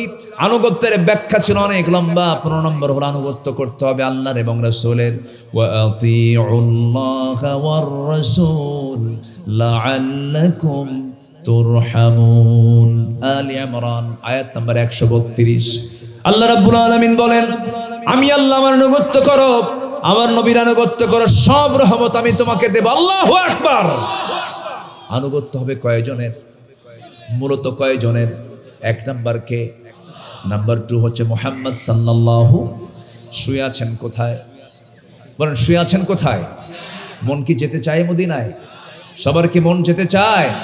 মন তো বসে থাকার কথা ওই জায়গায়। কারণ আমার জীবনের চাইতে প্রিয় মানুষকে বলেন, আমার জীবনের চাইতে প্রিয় মানুষ কে কে কে? মুহাম্মদ সাল্লাল্লাহু। সে কোন বন্ধু বলো বেশি বিশ্বস্ত? সে কোন বন্ধু বলো বেশি বিশ্বস্ত? কার কাছে সব কথা বলা যায়? কার কাছে সব কথা বলা যায়? হওয়া যায় বেশি আশ্বস্ত, তার নাম আহমদ বড় বিশ্বস্ত। আহমদ বড় বিশ্বস্ত। বলি সাল্লাল্লাহু আলাইহি ওয়াসাল্লাম। কোথায় শুয়ে আছেন তিনি? মদিনায়। আমি এই তো সম্প্রতি গিয়েছিলাম। আমার ছোট্ট মেয়ে 2 বছরের, বড় মেয়ে তো আছে, সবাই গেছি। ছোট্ট মেয়েটাকে সেদিন কোলে নিয়ে বলছে, আব্বু কোথায় যাবো, চলো এক্ষুনি আল্লাহর ঘর থেকে ঘুরে আসি। ও ভাবছে মনে হয় ওই পাড়া, মানে দেশে আসছি তো, দেশে আসার পরে ছোট্ট মেয়েকে বলছে, আব্বু তুমি কোথায় যাবা বলো তো, চলো আমরা আল্লাহর ঘরে যাই। মানে ওই কালো, আল্লাহর ঘর দেখতে কেমন কালো, এতটুকু ওর মুখস্থ। সম্মানিত ভাইয়েরা, পৃথিবীর বহু জায়গায় মানুষ ঘুরতে যায়, আমরা ঘুরতে যাব কার ঘর দেখতে? মানে কার ঘর দেখতে? আমার প্রথম সফর হবে কার ঘরে যাওয়ার জন্য? আমার প্রথম জিয়ারা হবে কার কবর জিয়ারা করার জন্য? আমার নবীর কবর জিয়ারা করার জন্য। এটা উচিত, মেন্টালি প্রিপারেশন থাকা উচিত। আল্লাহ আমার এবার কেন যেন আমার আল্লাহ তাআলা একটা সহজ একটা ব্যবস্থা করে দিয়েছিলেন। আমি মদিনায় রাত 3টার দিকে, রাউদাতুম মিন রিয়াদিল জান্নাহ মা বাইনা বাইতি ওয়া মিনবারি রাউদাতুম মিন রিয়াদিল জান্নাহ। আমি ভিতরে ঢুকবো, অনলাইন করে ঢুকতে হয়, চাপ থাকে, 10 মিনিটের বেশি থাকা যায় না। তো ভিতরে ঢুকে এক কোণায় বসে আছি। তো আমার দেশের প্রবাসীরা কিছু চাকরি করে ওই দেশে গিয়ে, তো নাজাফায় পরিচ্ছন্ন কর্মী হিসেবে সেখানে চাকরি করে। কিশোরগঞ্জ ময়মনসিংহের কিছু লোক আমাকে দেখে দৌড় মেরে এসে বলছে, হুজুর আপনি আসছেন, থামেন দেখি কি ব্যবস্থা করা যায়। আমাকে বেশিক্ষণ ওই রিয়াদুল জান্নায় রাখার জন্য তার একটা টেকনিক করলো। বললো, হুজুর আপনি এখানে বসেন, নড়াচড়া করার দরকার নেই, সামনে গেলে আপনি কিন্তু বের হয়ে চলে যাবেন, আপনাকে থাকতে দেবে না, আপনি এখানে বসেন। গিয়ে ওখানকার যে প্রশাসনিক কর্মকর্তা, ওখানকার যে মূল দায়িত্বে থাকা, তারা গিয়ে এমন কিছু কইছে আমার ব্যাপারে, বুঝলেন, মানে এত বেশি বলছে, অন্তত আমার দেশের মানুষ কিছু না দিতে পারলেও পাম দিতে পারে, বুঝলেন, এমন দেওয়া দিছে, বুঝলেন, কি এমন হুজুর আসছে, এত জনপ্রিয় হুজুর, গোটা দেশ, মানে যা বলা দরকার। কিন্তু আমি তো জানি আমি কোন শরীফ, আমি তো ছোট মানুষ। তো ওই প্রশাসনিক কর্মকর্তা নিজে আগে আসছে আমার কাছে, এসে সালাম দিয়ে বলে, চলেন সামনে। একদম আমার নবীর ঘরের যে দেওয়াল, রাসূল যেখানে শুয়ে আছেন, জাস্ট ওই বরাবর ওই দেওয়ালের সঙ্গে একদম ফার্স্ট আমাকে বসায় দিলেন। জাস্ট আমার নবীর কবর এবং মিম্বার একদম টার্নিং, একদম ফার্স্ট কাতের আমাকে বসায় দিয়ে বললেন, ইনটেক একটা জমজম, মা উ জমজম, একদম ইনটেক, এরকম যে ইনটেক থাকে না, এরকম ইনটেক একটা মা উ জমজম আমার হাতে দিলেন, খেজুর দিলেন আর কিছু সুগন্ধি দিলেন। সামনে বসলাম, কিছুক্ষণ পর আজান হবে। আমার ভাবনা হলো রাসূল পাশে শুয়ে আছেন। আমি প্রথম যে চাইছি আল্লাহর কাছে, আল্লাহ আমি আমার জন্য চাই না, আমার পরিবারের জন্য চাই না, আমি কারো জন্য চাই না, আল্লাহ তোমার কাছে চাই। আল্লাহ তুমি এই তো এই মদিনা থেকে একটু দূরে, রাসূলের যে প্রথম কিবলা ছিল বাইতুল মুকাদ্দাস, বাইতুল মুকাদ্দাসের বাসিন্দাদের তুমি আল্লাহ নিষ্কৃতি দিয়ে দাও। তারা না খেয়ে মারা যাচ্ছে, তারা কষ্ট পাচ্ছে। আল্লাহ তুমি গাজাকে বাঁচাও, ফিলিস্তিনকে বাঁচাও। আল্লাহ আমার এই দোয়াকে আংশিক কবুল করে নিয়েছেন। এই তো মাত্র কয়েকদিন আগে যুদ্ধবিরতি হয়েছে, কিন্তু ইহুদি সোজা জাত না, বাঁকা জাত, ওরা কোন কৌশল করে আছে আল্লাহই জানে। তবে গোটা পৃথিবীতে ইসলামের জোয়ার সৃষ্টি হয়েছে, আগামীর দিন আসতেছে ইসলামের দিন, জোরে বলি ইনশাআল্লাহ। নবীর পাশে শুয়ে আছেন, মেম্বার দেখছি একবার, নবীর কবরের পাশে একটা ফাঁকা জায়গা, ভিতরে বারবার তাকাচ্ছি, আমি বারবার তাকাচ্ছি। আরে এই জায়গায় বসে রাসূল বিশ্ব শাসন করেছেন। আসসালাতু ওয়াসসালামু আলাইকা ইয়া রাসূলুল্লাহ, সালাম দিচ্ছি। পাশে শুয়ে আছেন দুজন খলিফা, প্রথম খলিফা, দ্বিতীয় খলিফা। দ্বিতীয় খলিফার কবর সেখানে থাকার কথা ছিল না, ওই জায়গায় আম্মা জান আয়েশা সিদ্দিকা রাদিয়াল্লাহু আনহা থাকার কথা ছিল। কারণ আমার নবী ইন্তেকাল করেছেন কার ঘরে? আম্মা জান আয়েশা সিদ্দিকার ঘরেই তিনি ইন্তেকাল করেছেন। রাসূল কত পারিবারিক বন্ধন আবদ্ধ ছিলেন, পরিবারকে তিনি কি গুরুত্ব দিয়েছেন। তিনি শেষ নিঃশ্বাস ত্যাগ করেছেন স্ত্রীর কোলে, স্ত্রীর উরুতে মাথা রেখে তিনি শেষ নিঃশ্বাস ত্যাগ করেছেন। তিনি পরিবার প্রীতি তার মধ্যে ছিল, পরিবারকে তিনি কাছে টানতেন, খবর নিতেন, কাছে রাখতেন। যুদ্ধে চলে গেছেন, পরিবারকে নিয়ে গেছেন। উহুদে গেছেন, পরিবারকে নিয়ে গেছেন। তাবুকে গেছেন, পরিবারকে নিয়ে গেছেন। জীবনে একবার হজ করেছেন, সাথে পরিবারকে নিয়ে গেছেন। পরিবারকে কাছে রাখবেন। জাহান্নাম থেকে শুধু নিজেকে বাঁচলে হবে না, কু আনফুসাকুম ওয়া আহলিকুম। আম্মা জান আয়েশার বড় শখ ছিল আমি নবীর পাশে ঘুমাবো, কিন্তু পারলেন না। এমন একজন মহান ব্যক্তি তার কাছে এসে প্রপোজ করলেন। সাইয়েদনা ওমর ফারুক রাদিয়াল্লাহু আনহু নামাজ পড়াচ্ছিলেন, নামাজ পড়ছিলেন মদিনার মসজিদে। পিছন থেকে একজন এসে ছুরিকাঘাত করলো তার পিঠ বরাবর, রক্তাক্ত হয়ে জমিনে পড়ে গেলেন। তার দোয়া কবুল হয়ে গেল। আল্লাহুম্মা রযুকনি শাহাদাতান ফি সাবিলিক ওয়াজআল মাউত ফি বালাদি রাসূলিক। নবীর শহরে মৃত্যু হলো, শহীদে মৃত্যু হয়ে গেল, মারা যান নাই, রক্তক্ষরণ হচ্ছিল। ছেলে আব্দুল্লাহকে ডাক দিয়ে বলছেন, আব্দুল্লাহ রে তাড়াতাড়ি চলে যাও, আমার বড় শখ, আমার নবী শুয়ে আছেন, আমার বন্ধু আবু বকর শুয়ে আছেন একসাথে। আমার কি মন চায় না আমি নবীর পাশে শুয়ে থাকি, কিন্তু জায়গা তো আয়েশার। আয়েশা যদি না দেয় আমি যাবো কেমনে? দেখো তো আমার সালামটা দিয়ে একটু চেষ্টা করে দেখি। চলে গেছেন, গিয়ে সালাম জানিয়ে বলছেন, আব্বা যেন আমাকে পাঠালেন, আমার আব্বার বড় শখ নবীর সঙ্গে শুয়ে থাকবেন। জান্নাতুল বাকিতে তিনি যেতে চাচ্ছেন না, বাকি গোরস্থানে তিনি যেতে চাচ্ছেন না। একটু আপনি যদি ব্যবস্থা করতেন। আম্মা জান আয়েশার চোখের পানি চলে এলো, কাঁদতে কাঁদতে বলছেন, আহারে এত বড় মহান ব্যক্তি খলিফাতুল মুসলিমিন আমার কাছে প্রস্তাব পাঠায় দিল, যার ব্যাপারে রাসূল বলেছেন আমার পরে যদি নবুয়তের সিলসিলা জারি থাকতো আমার ওমর নবী হয়ে যেত, লাকানা ওমর। কোনো কথা নাই, সম্মতি দিয়ে দিলেন, বললেন আমার জায়গা আমি ওমরে দিয়ে দিলাম। আমার নবীজি সেখানে শুয়ে আছেন, তার পাশে আবু বকর, তার পাশে ওমর, হুনা ওমর, হুনা আবু বকর, হুনা মুহাম্মদ সাল্লাল্লাহু আলাইহি ওয়াসাল্লাম এখানে সেখানে লেখা আছে। আমার বন্ধুগণ, আমার নবীজি দুনিয়া থেকে যখন বিদায় নেবেন, ওই ঘরে ওই স্মৃতিচারণগুলো করছিলাম। আম্মা জান আয়েশার আমি ইতিহাসের দিকে চলে গেলাম, স্মৃতিপটের দিকে চলে গেলাম। নবীজি যেদিন মারা যাবেন, আমার নবীজি উরুতে মাথা রেখে তিনি আরাম ফরমাচ্ছিলেন। প্রচন্ড মাথা ব্যথা হওয়া সুন্নাহ, প্রচন্ড জ্বর হওয়া সুন্নাহ। নবীজির কষ্ট হচ্ছিল, বিষ প্রয়োগের প্রতিক্রিয়া শরীরে শেষ সময় এসে দেখা দিচ্ছিল, খুব কষ্ট পাচ্ছিলেন, ঘামতেছিলেন একবার, আবার ঘাম শুকে যাচ্ছিল একবার। হঠাৎ করে বলছেন, আয়েশা কেমন যেন মনে হচ্ছে, মুখটা কেমন যেন গন্ধ মনে হয়, একটা মেসওয়াক এনে দাও তো। মেসওয়াক তিনি আনবেন কেমনে? উরুতে মাথা রেখে শুয়ে আছেন। ভাই আব্দুর রহমান মেসওয়াক এনে দাও। মেসওয়াক এনে দাও হলো সেই মেসওয়াকটা আমার নবীর হাতে না দিয়ে তিনাকে চাবায়া নরম করে দিলেন। আম্মা জান আয়েশার বয়স তখন 18 বছর। কত বছর? 18 বছর। মেসওয়াকটা চাবায়া নরম করে দিয়া রাসূলের হাতে দিয়ে দিলেন। আমার নবীজি 63 বছর কয়েক ঘন্টা তিনি বেঁচে ছিলেন। সেই সময় তিনি মেসওয়াক করলেন।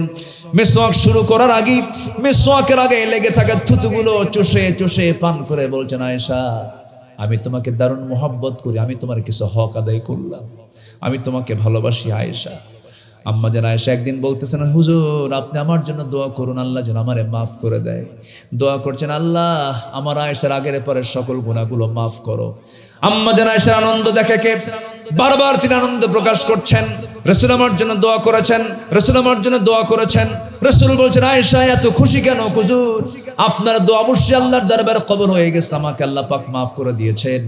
রাসূল বলছেন, আয়েশা রে এই দোয়া শুধু তোমার জন্য করি না আমি, ও আয়েশা এই দোয়াটা আমি হুবহু সকাল সন্ধ্যা আমার সকল উম্মতের জন্য আমি করি। যারাকাল সুবহানাল্লাহ। আমার বন্ধুগণ, সেই রাসূল দুনিয়া থেকে বিদায় নিচ্ছেন, মেসওয়াক করলেন, প্রিপারেশন নিলেন, রাসূল দুনিয়া থেকে বিদায় নিচ্ছেন। লাস্ট মেসেজ অন্য কোন সাহাবীর কানে দেন নাই, আস্তে করে আম্মা জান আয়েশাকে কাছে রেখে বলছেন, আয়েশা আমার উম্মতকে একটা মেসেজ দিয়ে দিবা। কি মেসেজ আপনি বলুন। আমার নবীজির মুখ থেকে সর্বশেষ শব্দ চয়ন হলো আসসালাতা আসসালাতা মা মালাকাত আইমানুকুম। আমার প্রাণের উম্মতরা যেন অন্তত কখনো 5 ওয়াক্ত নামাজ না ছেড়ে দেয়। নবীজি দুনিয়া থেকে বিদায় নিলেন, চক্ষু বন্ধ হয়ে গেল, চক্ষুটা আস্তে করে নিচের দিকে আম্মা জান আয়েশা নামায়া দিলেন। রাসূল দুনিয়া থেকে বিদায় নিলেন। ফাতিমার কাছ থেকে রাসূল বিদায় নিয়েছেন আগেই। নবীর ইন্তেকালের 6 মাস পরে ফাতিমা রাদিয়াল্লাহু আনহা দুনিয়া থেকে বিদায় নিয়েছেন। চতুর্দিকে ছড়িয়ে পড়ল রাসূল দুনিয়া থেকে বিদায় নিয়েছেন। ওমর ফারুক নিজেকে নিয়ন্ত্রণ করতে পারলেন না, তিনি পাগলের মতো হয়ে গেছেন।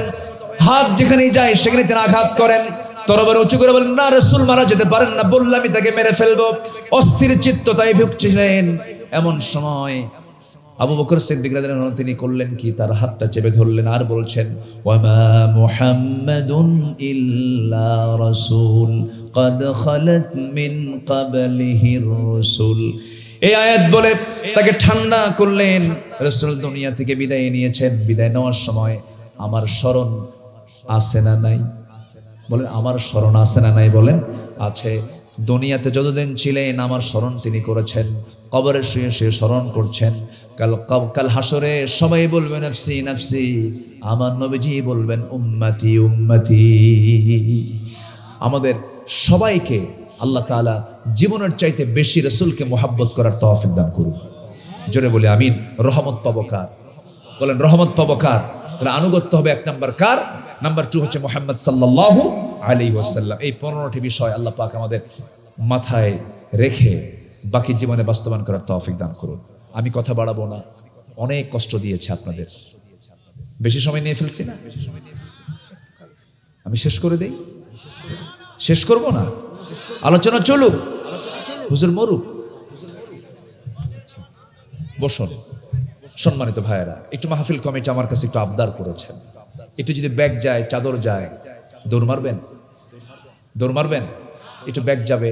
জানি একটু ছন্দের পতন হয়, মাহফিলের সৌন্দর্যের ব্যাঘাত হয়, কিন্তু বৃহত্তর দিক তাকিয়ে একটু উদার চিত্ততা নিয়ে যে যা পারি জিকিরের তালে তালে আমরা সবাই দেব। জিকির করি লা ইলাহা ইল্লাল্লাহ, লা ইলাহা সুবহানাল্লাহ ওয়ালহামদুলিল্লাহ, লা ইলাহা। কোথায় ব্যাগ কোথায়? ঢুকেন তাড়াতাড়ি, সামনে পিছন দিয়ে সব দিক দিয়ে ঢুকে পড়েন। জিকির করি লা ইলাহা, লা ইলাহা ইল্লাল্লাহু মুহাম্মাদুর রাসূলুল্লাহ।